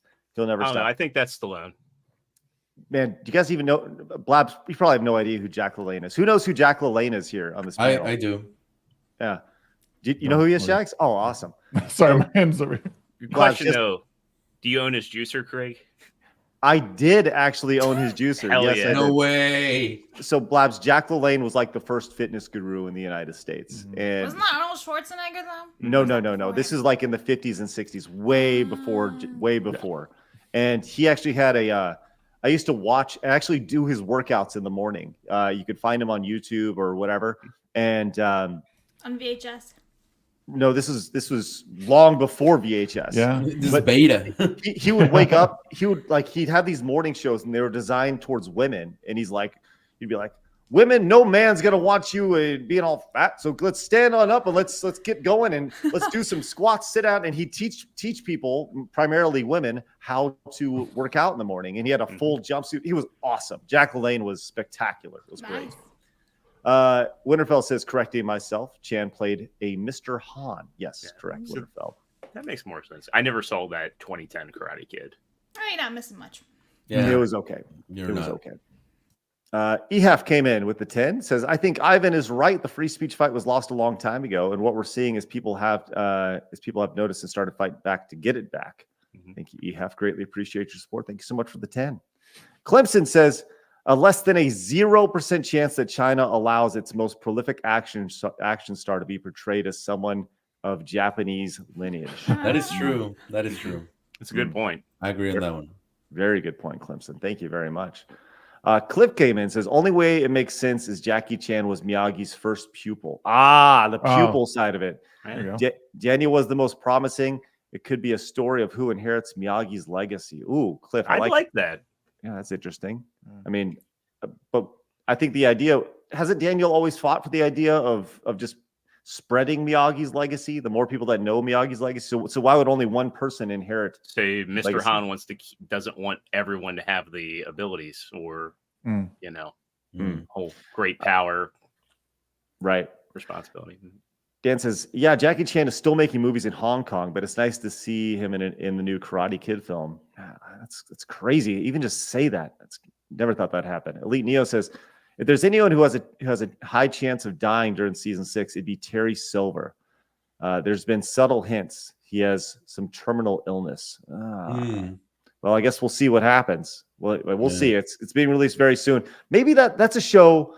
Like FNT has, they'll watch shows and they'll do reviews of it and stuff. I think that's something that I would love to do on this channel. I'm looking for a show, and Cobra Kai is a series that I've watched since the beginning. I love it. I think that'd be really fun to do for season 6. I'd love to see you talk about shows that are good. I mean, I enjoy the content, but it's just like, I feel like anymore, it's like my whole feed is just people just telling me like, hey, these shows are terrible, and I don't watch much TV. So I just want somebody that I resonate with to tell me, hey, this is a good show you should watch. Well, maybe that will be the case with Cobra Kai. I too don't enjoy digging into the dredges of always, this show sucks. I like the idea of spreading happiness as well. But with that said, it's time to talk about something that sucks. Good segue. This was brought to us. I guess Blabs was like, "Hey, we really need to talk about this. This is a big deal." So Blabs, why don't you do the intro to this segment, and then you can hand it off to Ivan or whoever wants to talk about this. So last week, Ivan brought to my attention about the studio called Mappa that's in Japan, and it does a lot of anime shows such as Attack on Titans, which has just ended. And it turns out that they treat their employees even worse than Amazon does, which is kind of shocking because, Amazon has very strict schedules and, you can't even take bathroom breaks sometimes with Amazon. So without further ado, Ivan, let's dive into the rabbit hole once more. Okay. So this is what's happening right now, and just kind of give you the overall lore of this thing, and then we can dive into it. Mappa is one of, if not now, the biggest animation studio in Japan. And they are in charge of doing some of the most popular animes that a lot of people are enjoying right now. One of them being Attack on Titan, most recent one, Jujutsu Kaisen. They also took on Vinland Saga and so many others. Now, what we have here is a studio that has raised the bar on animation, but has also pushed their workers to their absolute brink of desperation and borderline suicide. Now, Mappa has exploited the Japanese work culture to make their employees get to this point. Now, it's very important that I say that Mappa has exploited this work culture, because in order to understand what's happening, you need to understand where Japan stands on work. There are laws that protect the employees. There are laws that say you cannot work over this amount of hours. There are laws that prevent the things that are happening today. But the laws and the culture are two things entirely different.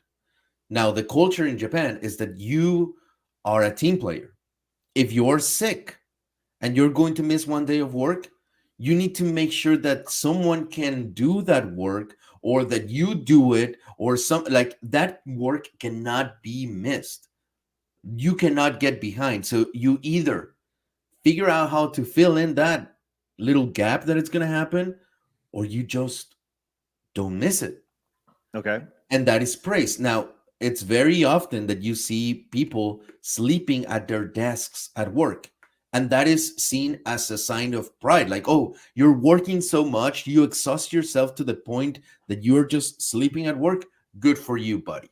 So now what's happening is that some episodes, and we're getting to this point with Jujutsu Kaisen, they are finishing animating the episode hours before they air. Wow. Hours. Now, what is Mappa doing? Oh, well, if they can do this, then I can push a little bit further, because clearly they can do this. And these people that are so passionate about their work, so passionate about anime, because they love seeing the reaction of people, they look at it and they're like, I need to finish this. My other coworkers are finishing it. I need to finish it. And they're putting their health at risk. They're not seeing their families. They're working 20 plus hours a day. And there's been a lot of reports of people attempting suicide because of it, because they cannot handle the work pressure. And if they complain, it's looked down upon. So this is the same culture that has like suicide nets outside their, tall buildings. Because I thought that was China. Is it China? Okay. Yeah, Foxconn. So okay, so what are you suggesting? Like, why? Okay, as generic American guy, why should I care what happens in Japan to people animating the shows? Well, mostly because right now your entertainment in America mostly sucks, and we see this incredible, like, I think this is right now the pinnacle of anime in all over the world. Anime has had its resurgence. Now it's not just like, oh, it's for the weebs at the cafeteria that lick windows. Now it's like, honestly, now it's kind of like, oh, this is a worldwide thing. A lot of people are enjoying anime. Conventions are at an all-time high. Anime is at an all-time high. Just to give you an example, about 2 years or 1 year ago, no, it's 2 years ago, one soul manga called Demon Slayer outsold, just that manga, outsold the sales of all of Marvel and DC Comics combined. So you're talking about like a huge industry that is providing people what you actually said. You want good shows. You want good content. You want to enjoy life a little bit. So Japan is providing these good shows, these good stories that a lot of people are enjoying. And a lot of people that weren't into anime now are into anime because they're like, hey, this entertainment sucks, but this one doesn't. Oh, I'm going to be watching this. I want to support this.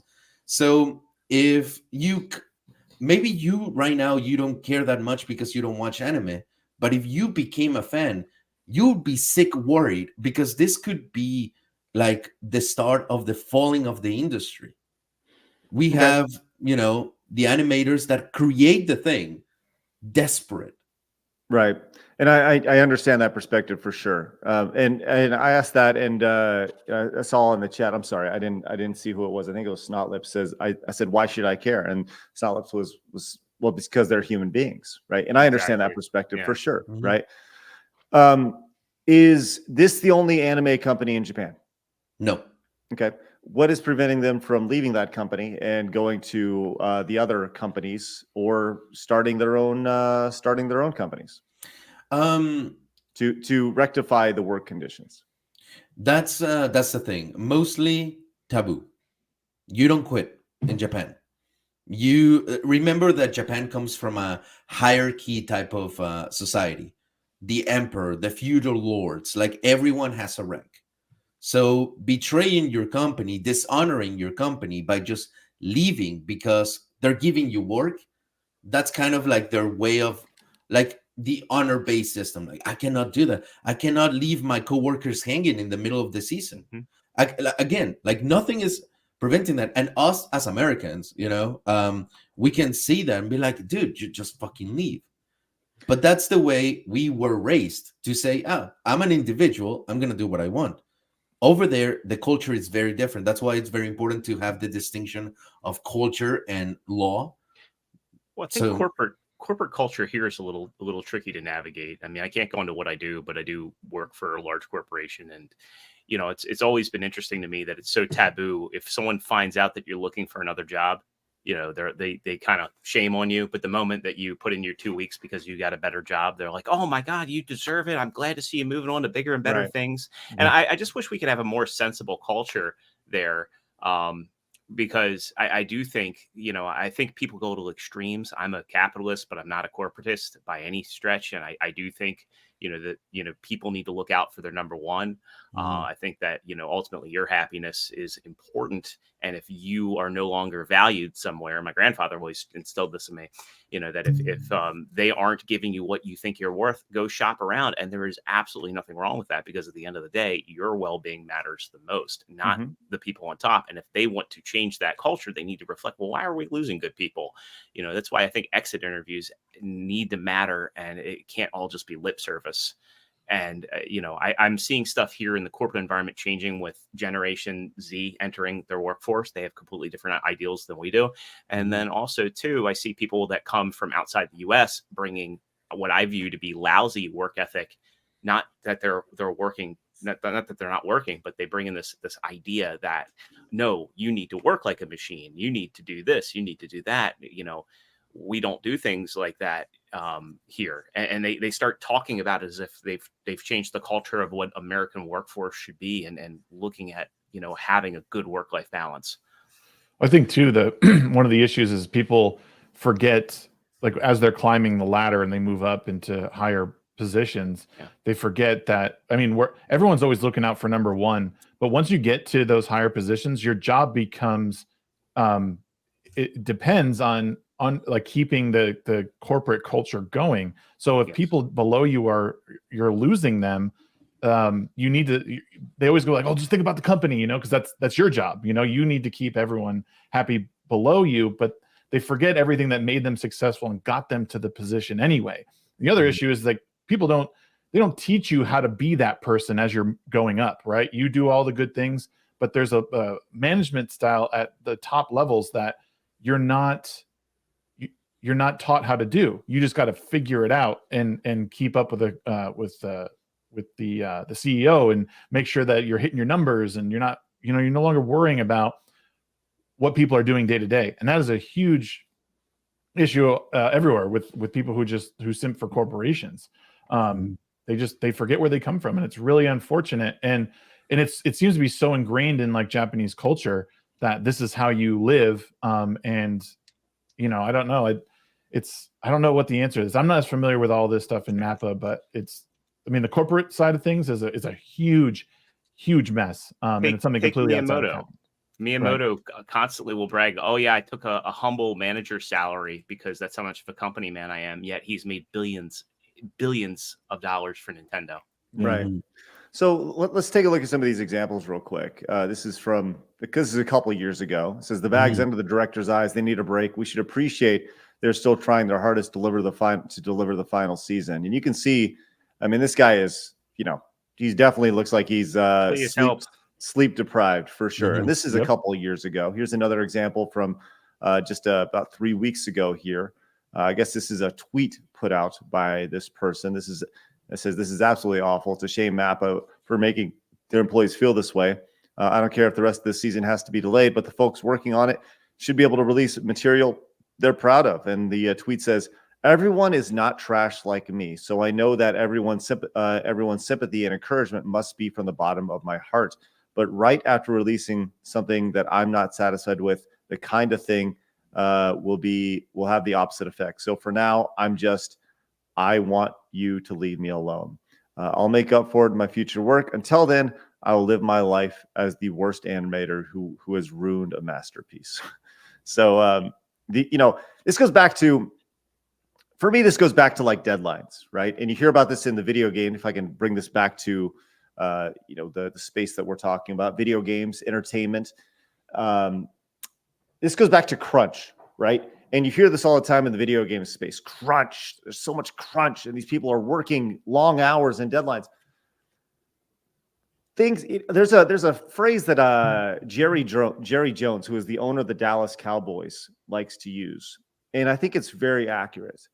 He says deadlines make deals, and when you have a deadline, whether it's to get a contract done, whether that's to complete an anime series or whatever it may be, or to complete an episode, there's an arbitrary line in the sand, a spot that you can, if you do not pass it, or if you pass it, you will fail, right? So that ultimately helps incentivize people to get things done. Now, sometimes it sends people to a point to where they have to work long hours, miss family activities, whatever, pick any sort of life experience. And that's like really unfortunate, but it's just a reality. It's just the reality of the situation. Now, in a situation like this, I think that's obviously taken to the extreme.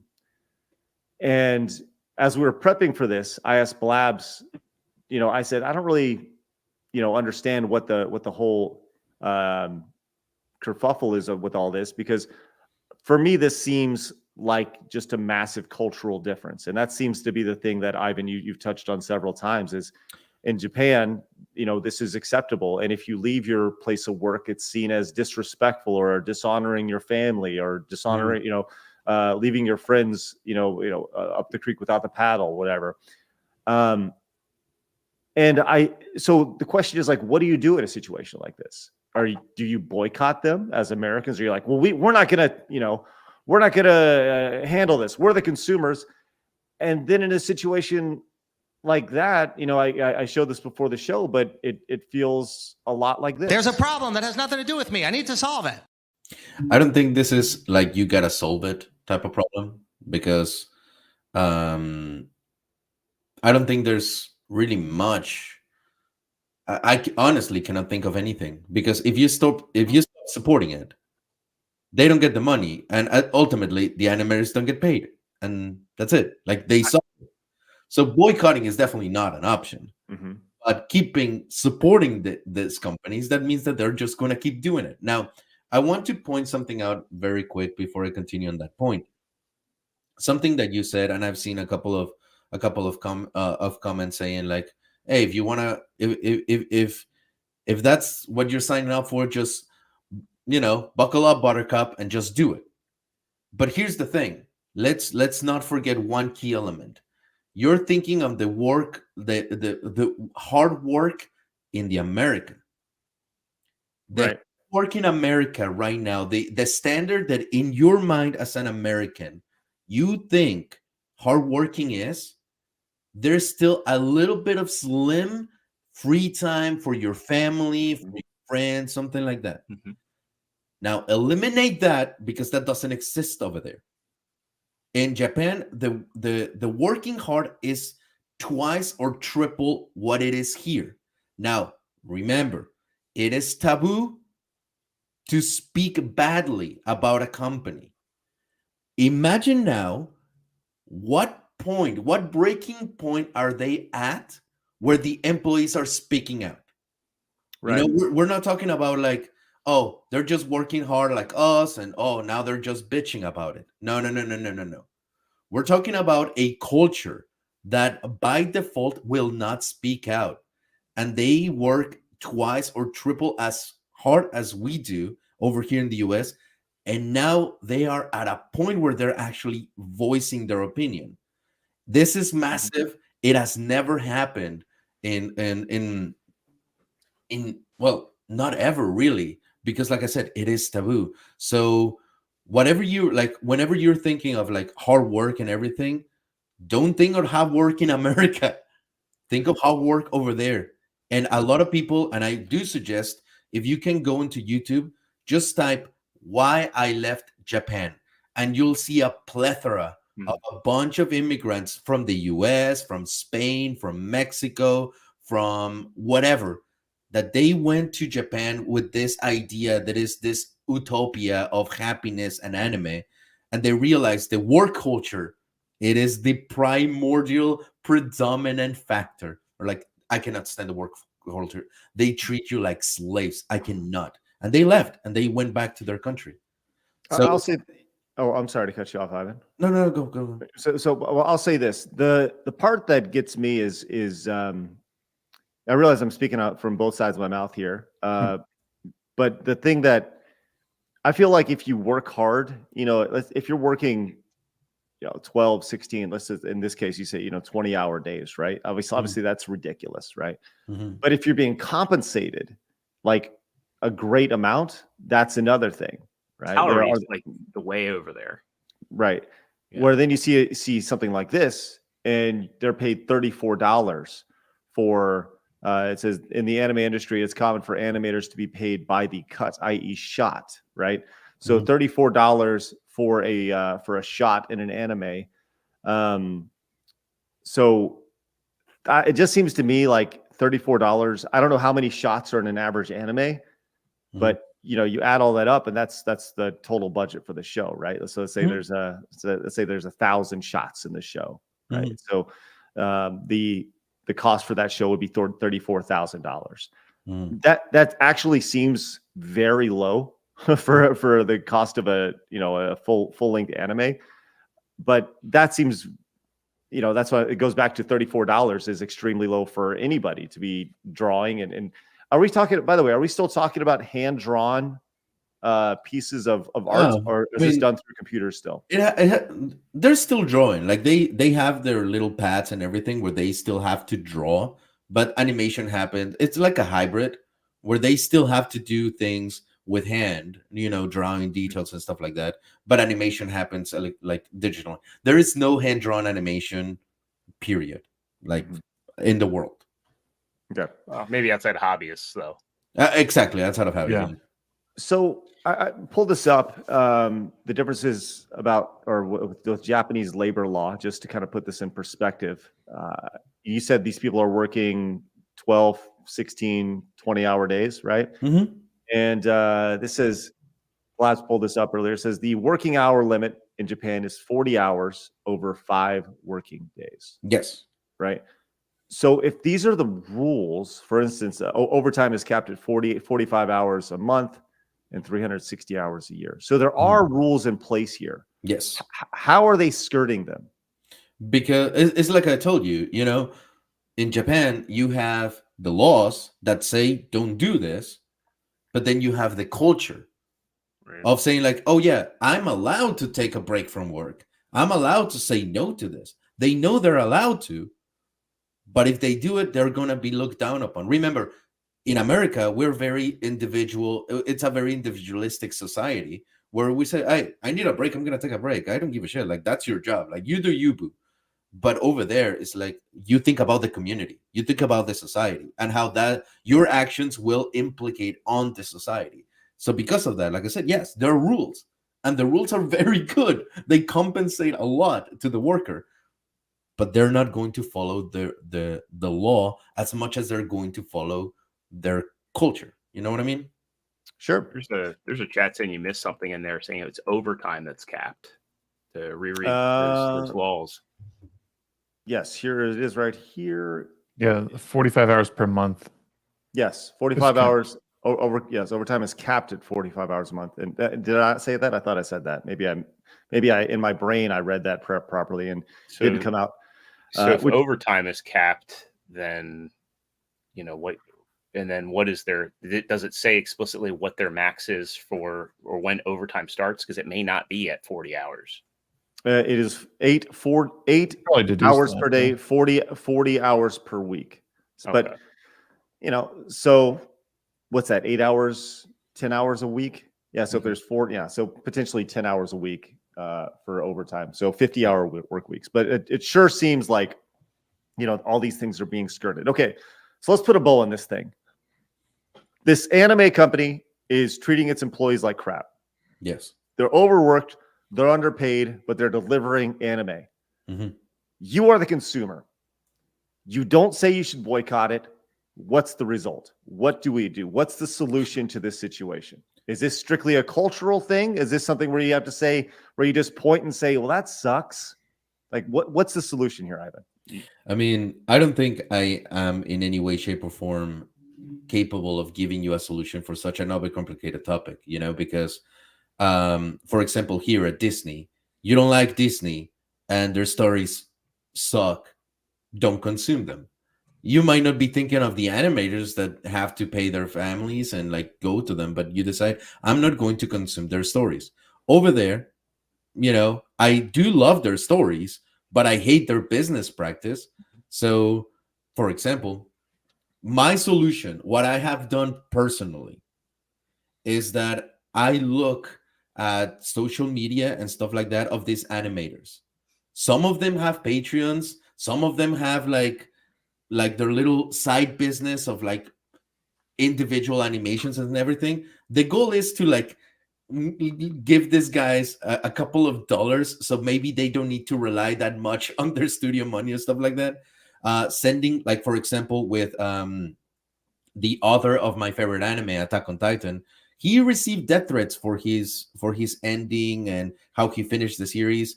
Find a way to send a little bit of support, like, hey, your series is great or whatever. Like, I think this is such a very personal level solution where you cannot just say boycott or not boycott. Like, here is the information. You figure out how you feel good about yourself if you're still going to consume the anime, because ultimately I don't think there's much we can do, but do whatever makes you sleep well at night, Right. Seems like a real cultural issue, honestly, because there's so many things you could say about how to fix this. But I think on the base level, like, you either need to abandon that culture because it's driving you mad and possibly to death and ruining family life. But that you're talking about a cultural paradigm shift within an entire country. I mean, that's a tall order. And it's not always realistic to say, hey, go support this guy's Patreon, because they can't, it's not easy to find and all that. It's such a weird place to navigate because it's so far removed from American culture in a lot of ways. And this is a lot of how they live. And it's unfortunate, but the best thing that people, I think, can do at the end of the day is these animators, they need to be putting themselves out there in different avenues that people can support. And even in some way finding a new place to live, or not live, a new place to work, because you don't want to keep feeding into that toxic culture. You need to try and escape it when you can, and obviously get your bag when you can and support your family. But oh man, it's hard, man. I don't know what the oh, go ahead. No, I was just going to reiterate on the thing. Like, I don't think there's a solution that we can do. I do think there's a solution. I think there's a solution that we're doing right now is we're talking about it. So prior to, Blabs telling me, hey, are you familiar with this Mappa situation? I had no idea. Yeah. I've been removed from anime. I used to love anime. Extrazero comes from the 08th MS Team Gundam anime. I had no idea this was going on. So to bring awareness to this, well, people will suddenly know. I mean, I have massive disagreements with Jason Schreier's opinions, but I think as far as what he's done as a journalist and doing legitimate journalism into his exposing crunch within some of the game studios has made life better for a lot of people in US-based studios. So just actually talking about this, getting there to be general awareness and giving pushback. I mean, obviously, to your point, Ivan, like, yeah, it would this is something that entertainment you like to consume, and you don't want to hurt the animators, because if you boycott, the animators are going to be the first ones to get cut. They'll outsource them. But you want there to be awareness that, hey, these guys do good work, and they're not being reciprocated, and they're being treated like dog shit for what they're doing to make this stuff work. I mean, there should be some investigation. Well, where's the money going? Anime is a big business. Attack on Titan's huge. It's got a big global audience. Where's the money going? Why can't they bring in more animators to lessen the burden on these guys? Right, because the top, they're like, it's like I saw a comment. If you give more money to the studio, thinking that the studio is going to give more money to the animators, they're not. They're going to take it for themselves. And I think what you just said is the only solution, to this. Right. And then also consumers have power too, because if the studio doesn't change, then it's like it's funny. Like my whole boycott over Disney started back not because of the Gina Carano stuff, but because of where they filmed the movie Mulan and who they thanked in the credits. And I was like, I'm done with this company. That's horrible. Yeah, that was fucking. And so. If Mappa sees that consumers don't like what they're doing and like, hey, we don't want to hurt your animators, you don't stop doing this, we're gonna be the change so you can see the change. That might strike fear into their hearts if they don't change for the better. Well, it definitely sounds like a pretty big cultural thing. And as Clemson points out, he says, worked many 80 to 100-hour work weeks building companies I've owned, but I would never ask that of anyone I employ, nor allowing them to do so. Solving this starts with the employers changing the culture. And I'll say it sounds like an even deeper culture than just at the companies themselves. Yeah. But I do think if we voice what we feel on Twitter and everything, now that the world is exposed to the world, maybe the Japanese people will see that and say, oh, can we actually do this? And maybe that's where the change is going to start. Right. Awesome. Well, good discussion. You guys, appreciate you, Ivan, bringing it to us. It's, like I said, it sounds like it's a much deeper cultural issue than just, well, we need to watch less anime or we need to boycott them. It seems like it starts with, it's like changing things in America or changing things in Argentina or wherever. Pick a country. Let's get to some of these super chats. You guys don't go anywhere. I got an amazing story of how to respond to people's criticism that a comedian just shoved all the poop in their face. And we have memes today. Oh, we got memes, and we're gonna tell you guys who we give thanks to this year. Zarthar came in and says, "Catch up. Can't catch up now, but I will in the future." Cheers. Thank you very much. Appreciate it. Hello, you in the future. Good to see you. Thank you very much for your super chat. Matthew came in with a $50 super chat. Says Japanese companies that are operated here in the West are run the same way. Toyota, for example, doesn't care about the individual. They only care about the company. The company matters more than you. Is wrong in my opinion, but it's a cult mentality. Matthew, hey, I appreciate what you're throwing out there, man. And I agree. I think that's something that, family comes first. We've had many people on our show that said, oh, well, I got this thing going on. It's like, hey man, go spend time with your family. You only get so much time with your family. And I think that's definitely a shift that's happened in America, I think with my generation, where it's like people understand the value of it. But Matthew, I understand the value of this. Look at it, Matthew, right there, right on the wall, right next to Shane. Bye-bye. I'm gonna need everybody on the panel to say the word balls. Balls. I do want to say, as someone who worked for Toyota at one point, they're not all like that because they are individually owned. they are essentially franchises, and some of them are You really work good. for a great dealership people. or for like the parts? No, I Right. worked for another organization that worked directly with Toyota and training their techs and everything. But I will say that there are some really great people that work for Toyota that own those dealerships that are just trying to make money, that don't necessarily subscribe to the big corporate culture. So it's a good thing to know, because people think, oh, F Toyota. They're like, well, that's a individual who owns that and runs it, and there's some awesome people that do. But there are some really crappy people. Rob came in as a brand new member. Rob, appreciate that greatly. Bohemian Paul says, Ivan, as a fan, what can I do?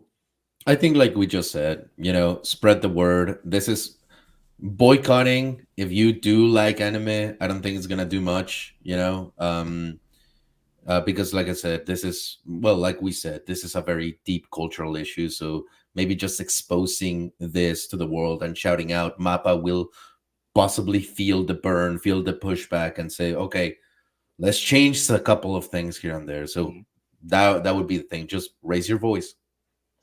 Mike came in with the 1999, says, I myself am a fan of anime. It hurts me to see what the animators are going through. A lot of people out here, a lot of people over here in the West don't understand what it takes to do that type of work. Thank you for the information, Ivan. Very welcome.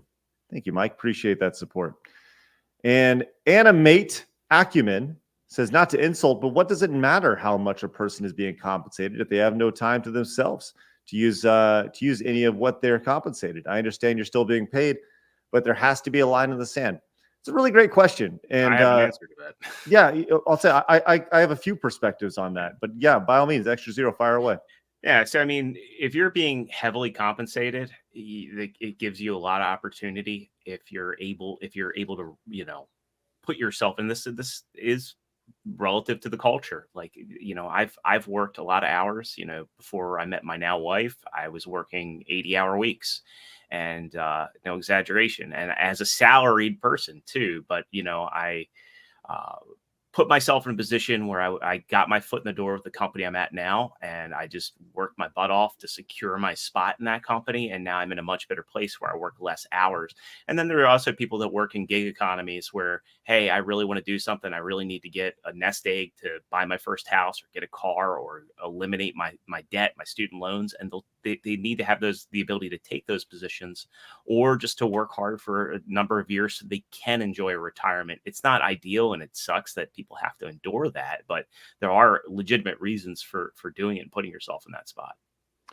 And allow me to kind of say this as well. I think that remember, some people don't have families, right? And what they're doing is their family is their work family, or they have different professional goals, and those professional goals are tied to their income, and maybe they don't have time, but it just kind of comes down to different strokes for different folks, So while some people want to go home and spend time with their wife, their kids, some people don't have wife or kid and don't want a wife and kid, or a husband and kid, or whatever it may be. They live their life through their professions, and that's fine. Is it for me? Absolutely not. But to each their own, I suppose. Once again, I don't care how you live as long as you don't tell me how I should live. The Rand Man came in and says, first episode of Zom is looking good. Is good. Look at this. So let me give you the premise so you understand this Please. This super chat. Some 100, which is an anime that I recommend, is on Netflix and Crunchyroll as well, is the story about this guy who joins the entertainment industry to work because he loves it, and you see like the shine in his eyes and the expectation of this beautiful new life. But 3 years into the company, he's soulless. He is tired, defeated. He at the brink of just desperation and depression. And then, out of nowhere, the zombie apocalypse happens. And he looks at the window and sees that the entire world is run by zombies now. Everyone he knew is dead and everything. Instead of panicking, instead of screaming, suffering because everyone is dead, he is so happy. He starts crying out of happiness because he says, this means I don't have to go to work today. I can finally Rest. So the entire series revolves around him making a bucket list of everything he never got to do because of work. And he's going to do it. Before he eventually dies as a zombie, he's going to live his life. So a fantastic series, but it does show a little bit of how big this problem is, you know? That's cool. Oh, yeah, no. You're muted, Craig. Yeah, there you go. TRS Gas says, came up with the 199, says, remember Crunchyroll supposed to help animators? Yeah, they get do. up Crunchyroll. Dan came in with the 10. Thank you so much, Dan. Says, I'm casual anime fan and love animation. Seeing these hardworking animators in the studios from Japan, I can't imagine them quitting their jobs because of deadlines. It's hard to say seeing this. I think you're right. Once again, it goes back to culture. Yep. Blake says, I'm thankful for common sense. Thank you. Thank you, Blake. Then you're going to be a fan of this show, and I know you are, buddy. Lucas came in. Lucas, thank you very much. Says, the only way this issue is fixed is through generational shift and exposure to those practices. It will take time to fix this problem. It won't happen overnight. You are correct, Lucas. Yep. I think we all agree with that for sure. And the more people understand that, by and large, with all the stuff that we talk about, that very few things will be legislated into change. It's going to take us doing the work every single day, talking about it, bringing this stuff up in these discussions. So, all right. Next, we have Robot Deuce. Robot Deuce, like, I don't know. Robot, thank you very much for the $4.99. Says, Japan doesn't make shows for the West. Shows die all the time that are popular in the West because they failed in Japan. Thank you. Appreciate that, Robot. I'm not a huge anime fan. Never have been. Like, the last anime I watched is like Voltron. Oh, but damn. But I've thought about watching the new Scott Pilgrim over on Netflix. That shit's not even anime. Like, they're calling it anime, but that was produced in America. It is not anime unless it's done in Japan. Don't watch it. Demon Slayer. Watch Demon Slayer. Demon Slayer was I thought Craig would like My Hero level one. By the way, close the poll. I had a poll up. Do you regularly watch anime? 52% no, 47% yes. So about 50-50, which is great. And Kratos El Kratos came in with the $5 over on Rumble. Says individual fans can help by not quickly pressuring the studios for quick releases. Be patient. Reward high quality over high quantity. Worth the wait should be the standard. That is true. Thank you, Kratos. Appreciate that.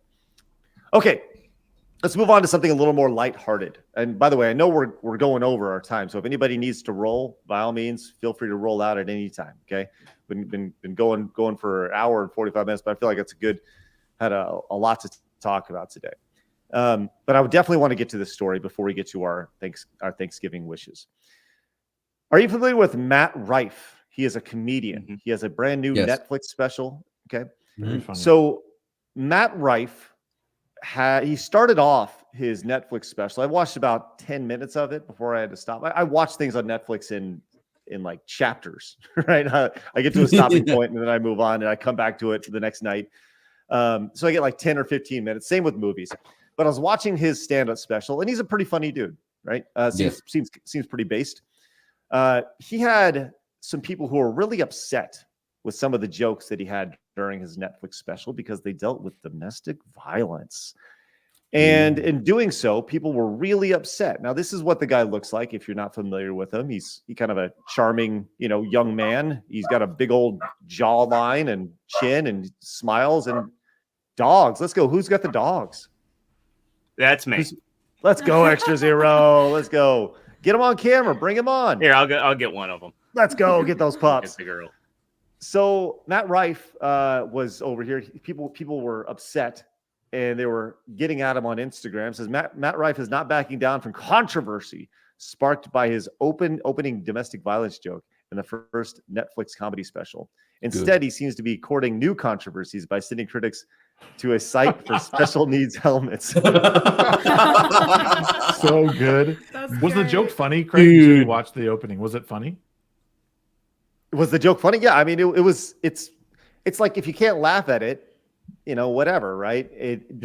Comedy is subjective. That's what makes comedy so fun, is because some people think things are funny, some people will take offense to them. But I do think that you should absolutely be able to talk about them, whether it's funny or not. Is is subjective and not really relative to the situation. But the idea of in a situation like this that there's controversy attached to it is just silly, because that just means somebody was upset at a joke. Like, what does controversy mean? Somebody was upset, right? So this is what happened. As this is from Wisconsin Sass over on Twitter. It says, reminder that Matt Rife is a POS. And this is what happens over on his Instagram when it says tap to resolve your issue.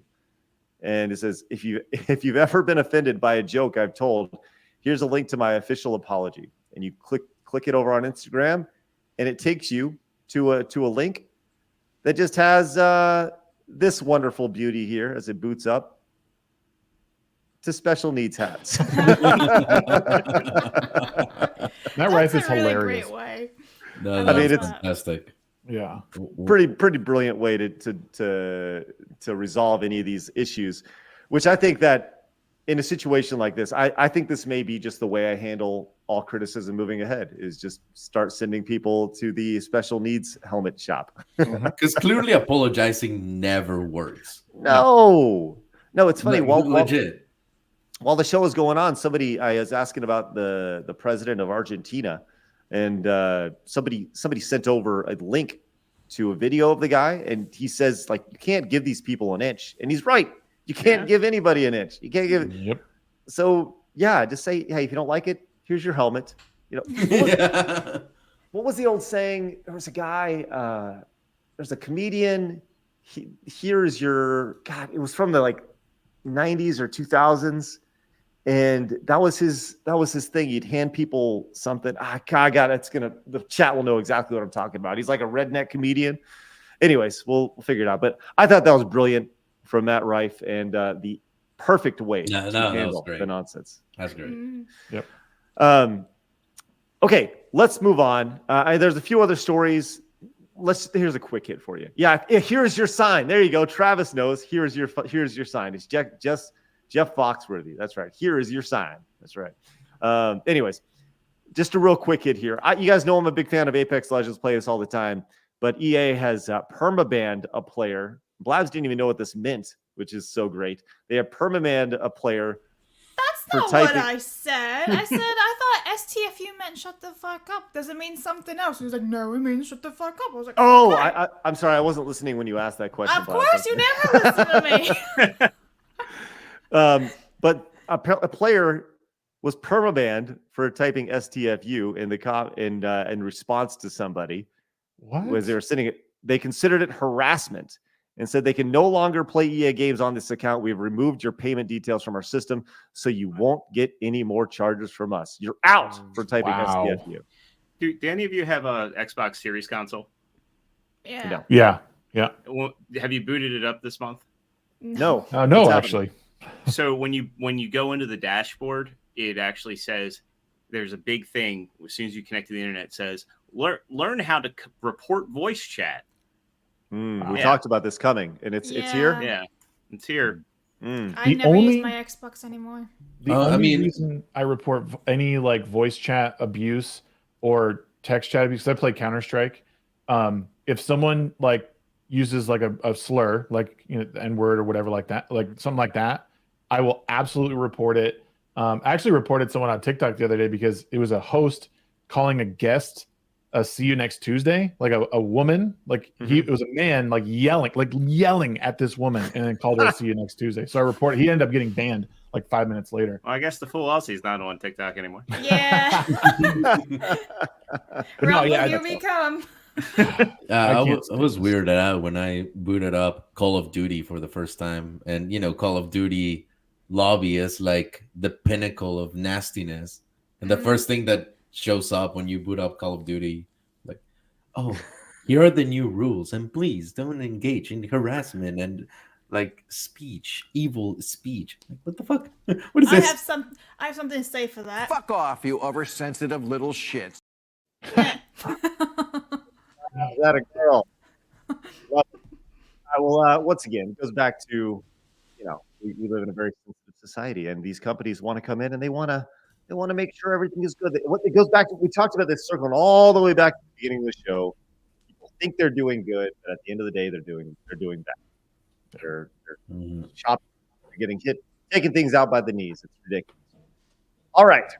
So, I have memes, but also you sound like you're underwater right now, so I'm not. Yeah, really you sure sound what's kind up of with weird. that. But I'm gonna do memes while you struggle with that microphone. What about what we're thankful for? Yeah, memes Blabs. first. We're doing memes first. Okay. Damn. All right, this one's from Extrazero on the panel. He says, I imagine Craig Thanksgiving table having 2 hams side by side with a stacked turkey. Can't have Thanksgiving until we baste those turkey titties. Let's go. And then we have another one from Extrazero. When Craig drops his Thanksgiving album, pump up the ham. Pump up the ham. Pump it up. Yeah, love that. And then here we have actually a trailer from the guys talking about it. So if you want to check that out. Did you want me to play that, Craig? Sure. Yeah, absolutely. Let's go back and see it from the beginning. This is very, very Hi, fun. everyone. Please. We've got big That's some awful news. facial hair. We're starring in a new Karate Kid movie together. That's big news. But we even have bigger news. Bigger than that? We're looking for next Karate Kid. That's right. No. The global search for the star no. of our new film starts right now. So let's wax on, wax off, everybody. You mean check it on, check it off, hang it up? Maybe the new Karate Kid will have to do it all. I'm excited. You excited? I'm very, very excited. Let's do it. Learn more about this new role. Submit your audition video. So Hi, basically, they're looking for an actor. Interesting. Stop. Oh, was Shagsworth raging? I missed it. I was too busy watching the video. Damn it! I was too. Okay. All my optimism, every single bit of it is out the door now. Every single bit of it. Yeah. Horrible idea. Horrible idea. Because that tells me that it's not going to be tied to season 6. It tells me that none of the characters, like you have. Am I still underwater, by the way? No, you No, said you're no. good. You're good. You have your next Karate Kid. You have Robbie. You have this entire cast of people who are your next Karate Kids. Yep. I agree. What are we doing? What are we doing, Ralph? You're better than that. That was the worst possible marketing for that movie. Like, Yes. the worst. I'm out. I was in, now I'm out. Way to go. What other memes do we have? Give me in a better mood. Is that better? Mr. McCraggy? I love it. I love everything about this. Literally everything. That's so good.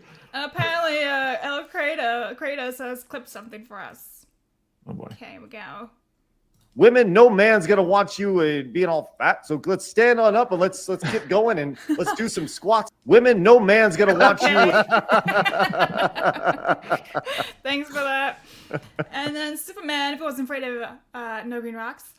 Salmon, King Salmon. Know your fish Bible. Nice. I don't get fish. I hate fish anyway. So yay! But apparently Dan has a message for us from Legion of Memers. Good. I'm gonna blow this one up.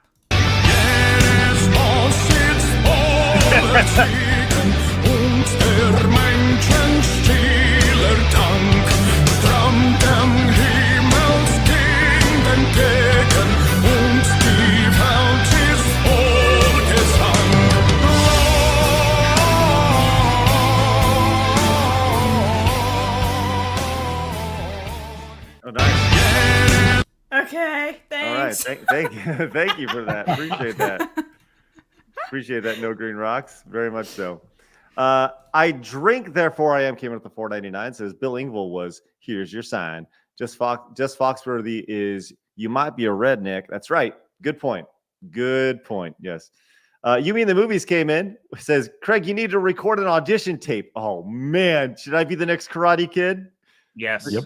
Karate Boomer. Karate middle-aged Karate dude? Craig. There you go. Oh, that's awesome.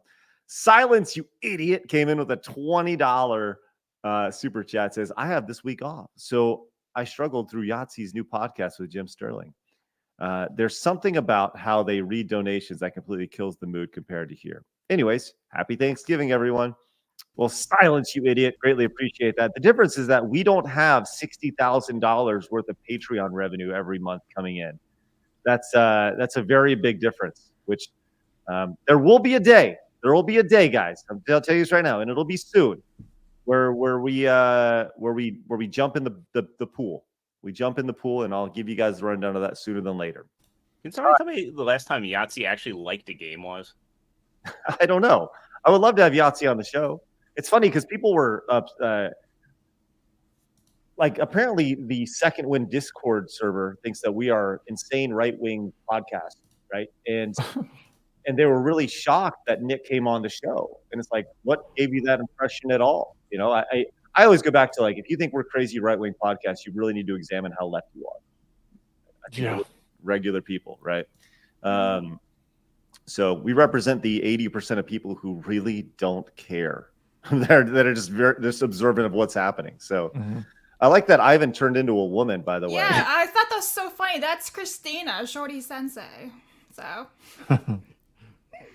all right, let's finish up. Once again, we're going to be out the next 3 days. We're going to be celebrating Thanksgiving with our families. We will have videos going up on the channel the next few days. So do us a favor. When you see videos, please get that click-through rate up. Watch each video. Hit the thumbs up button and let people know. The click-through rate is very, very important. Click-through rate meaning if you see the video, you watch the video. And every time, like even if you just watch it for the whole time, that'd be great.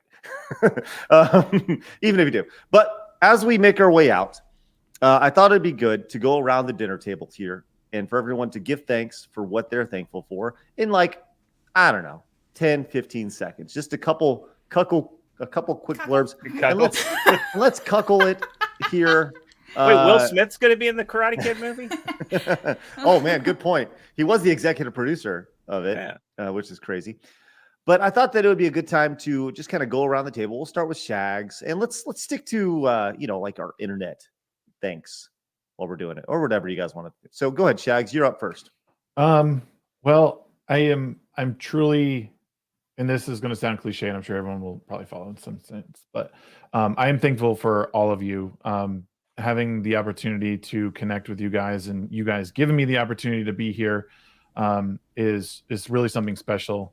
So I thank each and every one of you for interacting with me in the past, for obliging me with conversations, for time here. But I think most importantly, obviously, I'm thankful for my children, who I would say have saved my life on many occasions. And then also, of course, to my wife, who puts up with my nonsense day in and day out and is there for me even when I piss her off the most. I'm so lucky to have found someone who loves and cares for me the way that she does, and the way we work in tandem with each other. So that's really, I think that's the most important thing, is to remember the ones closest to us and to acknowledge how lucky we are to have them, because not everyone does. So thank you guys. And of course, if my family were here, they would hear. Thank you. Very nice, Shags. Extrazero, you're up.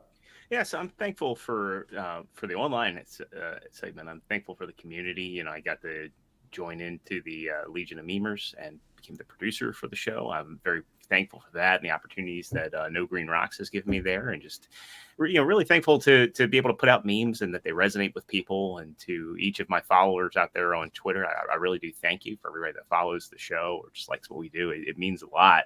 I'm also very thankful for the community that you've built, Craig. I mean, I've really enjoyed the folks that I've met through the Discord community. I'm very, very tight with James and Kay, and they came from that community. So I'm just thankful to have matched up with more like-minded people in my life. And additionally, I'm thankful that this was the year I took my health back.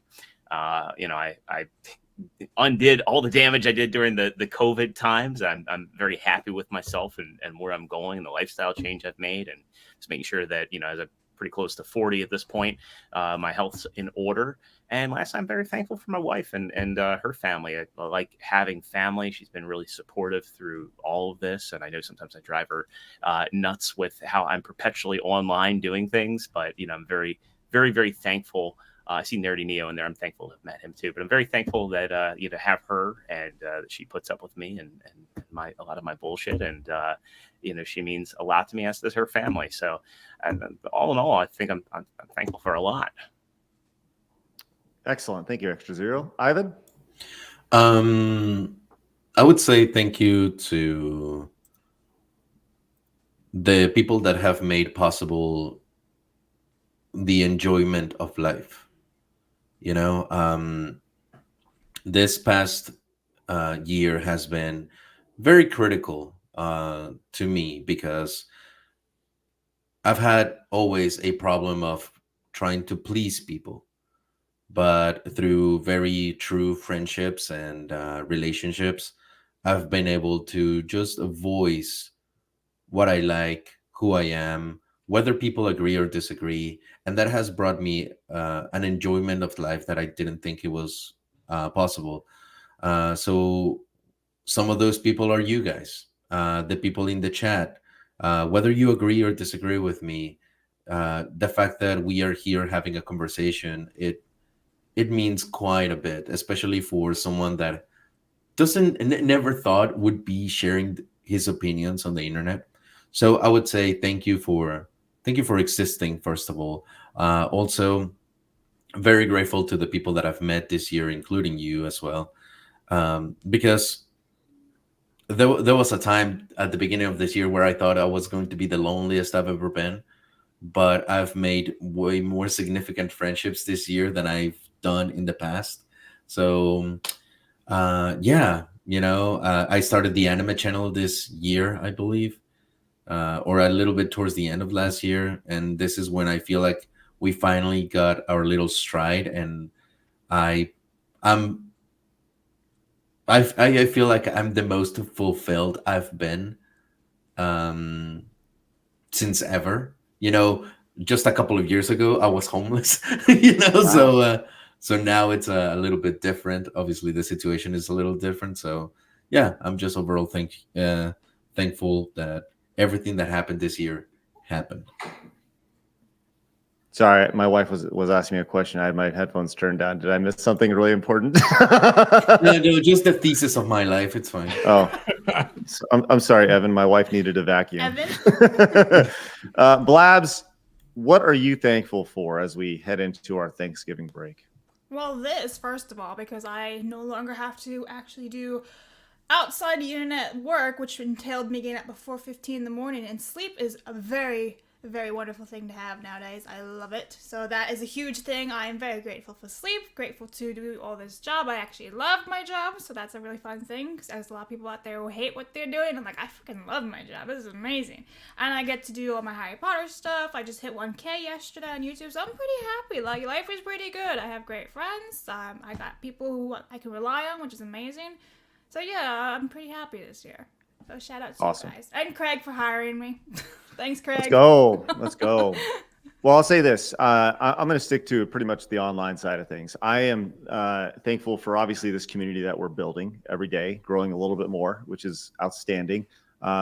Hugely thankful to our mods who have stood by and grown with us, who do so much and don't get thanked enough. And I know that it's a thankless job and it shouldn't be. And I'm horrible at thanking you guys, but know that I appreciate you guys and what you guys do and bring to the table and your different perspectives on things, and keeping this wild, crazy community in order. Obviously I don't want to point out any community members. Just know that I appreciate literally every one of you, and know that you found a place and we found each other in this search for common sense online. And I'm excited to see kind of where we go. I am thankful for those who took a chance early on. I'm thankful for Adam. I'm thankful for Blabs. I'm thankful for Destin for showing up the first day and going through prep and being on the first show. I'm thankful for every single person who's come on the show and taken the chance and just having fun and doing so. I'm thankful for Travis.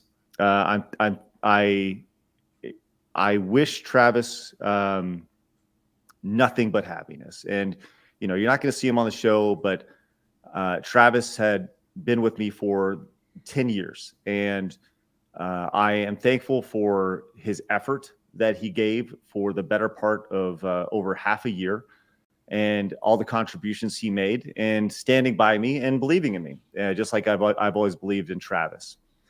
I am thankful for Jeremy and the Geeks and Gamers crew and everybody over there who has embraced what we're doing over here at Side Scrollers, and which is great. I'm thankful for Gary from Nerdrotic. People don't know this, but before Side Scrollers launched, I went down and I had lunch with Gary down outside where he lived, and he was like, "Yeah, man, absolutely go for it." And it was a big vote of confidence. And finally, and most importantly, I think I'm thankful for Darkside Phil. Yep. Oh, no. Phil, We miss you, buddy. I look forward to the next day we can have the next conversation, and I know you're going to be so upset that I'm even talking about you, but I hope that we do get to have a next conversation. Whatever channel it's on, you helped us in ways that you can't even imagine, and you continue to talk about the interview to this day, even though we've all moved past it greatly. But I appreciate you, and I wish you nothing but success. And thank you to all of our wonderful guests who have come on and been interviewed and allowed them to come on. I'm thankful for the opportunity to continue to grow. And I'm thankful for that our community has given us the opportunity to make the leap and regain common sense in the video game entertainment space. So thank you guys very much. So with all that said, we will be out of here. It's time to get out of here now. And I want to remind you guys, I'll be over on the Side Scrollers Plays channel here at 2 o'clock, finishing up Mega Man 9, maybe a little bit after 2. But before I do, I want to let you know that Nikki came in with the $1 Rumble rant. Says it's Bill Ingvall. It's the here's your sign. You are correct. Appreciate that. Here is your sign. And Dawn came in with the $10 Rumble rant. Says I'm out. Happy Thanksgiving, everyone. Turkey for the win. Thank you. Appreciate Hell that. yeah. Nice. And to all the spammers over on the Rumble side today, sorry, you suck. And it's just a shame. But with that said, yes, thank you guys very much for all the support. I want everybody to head over and obviously find all the wonderful talent we have on the show today. You can find Ivan over on his YouTube channel right here, at Ivan Ortega 7364.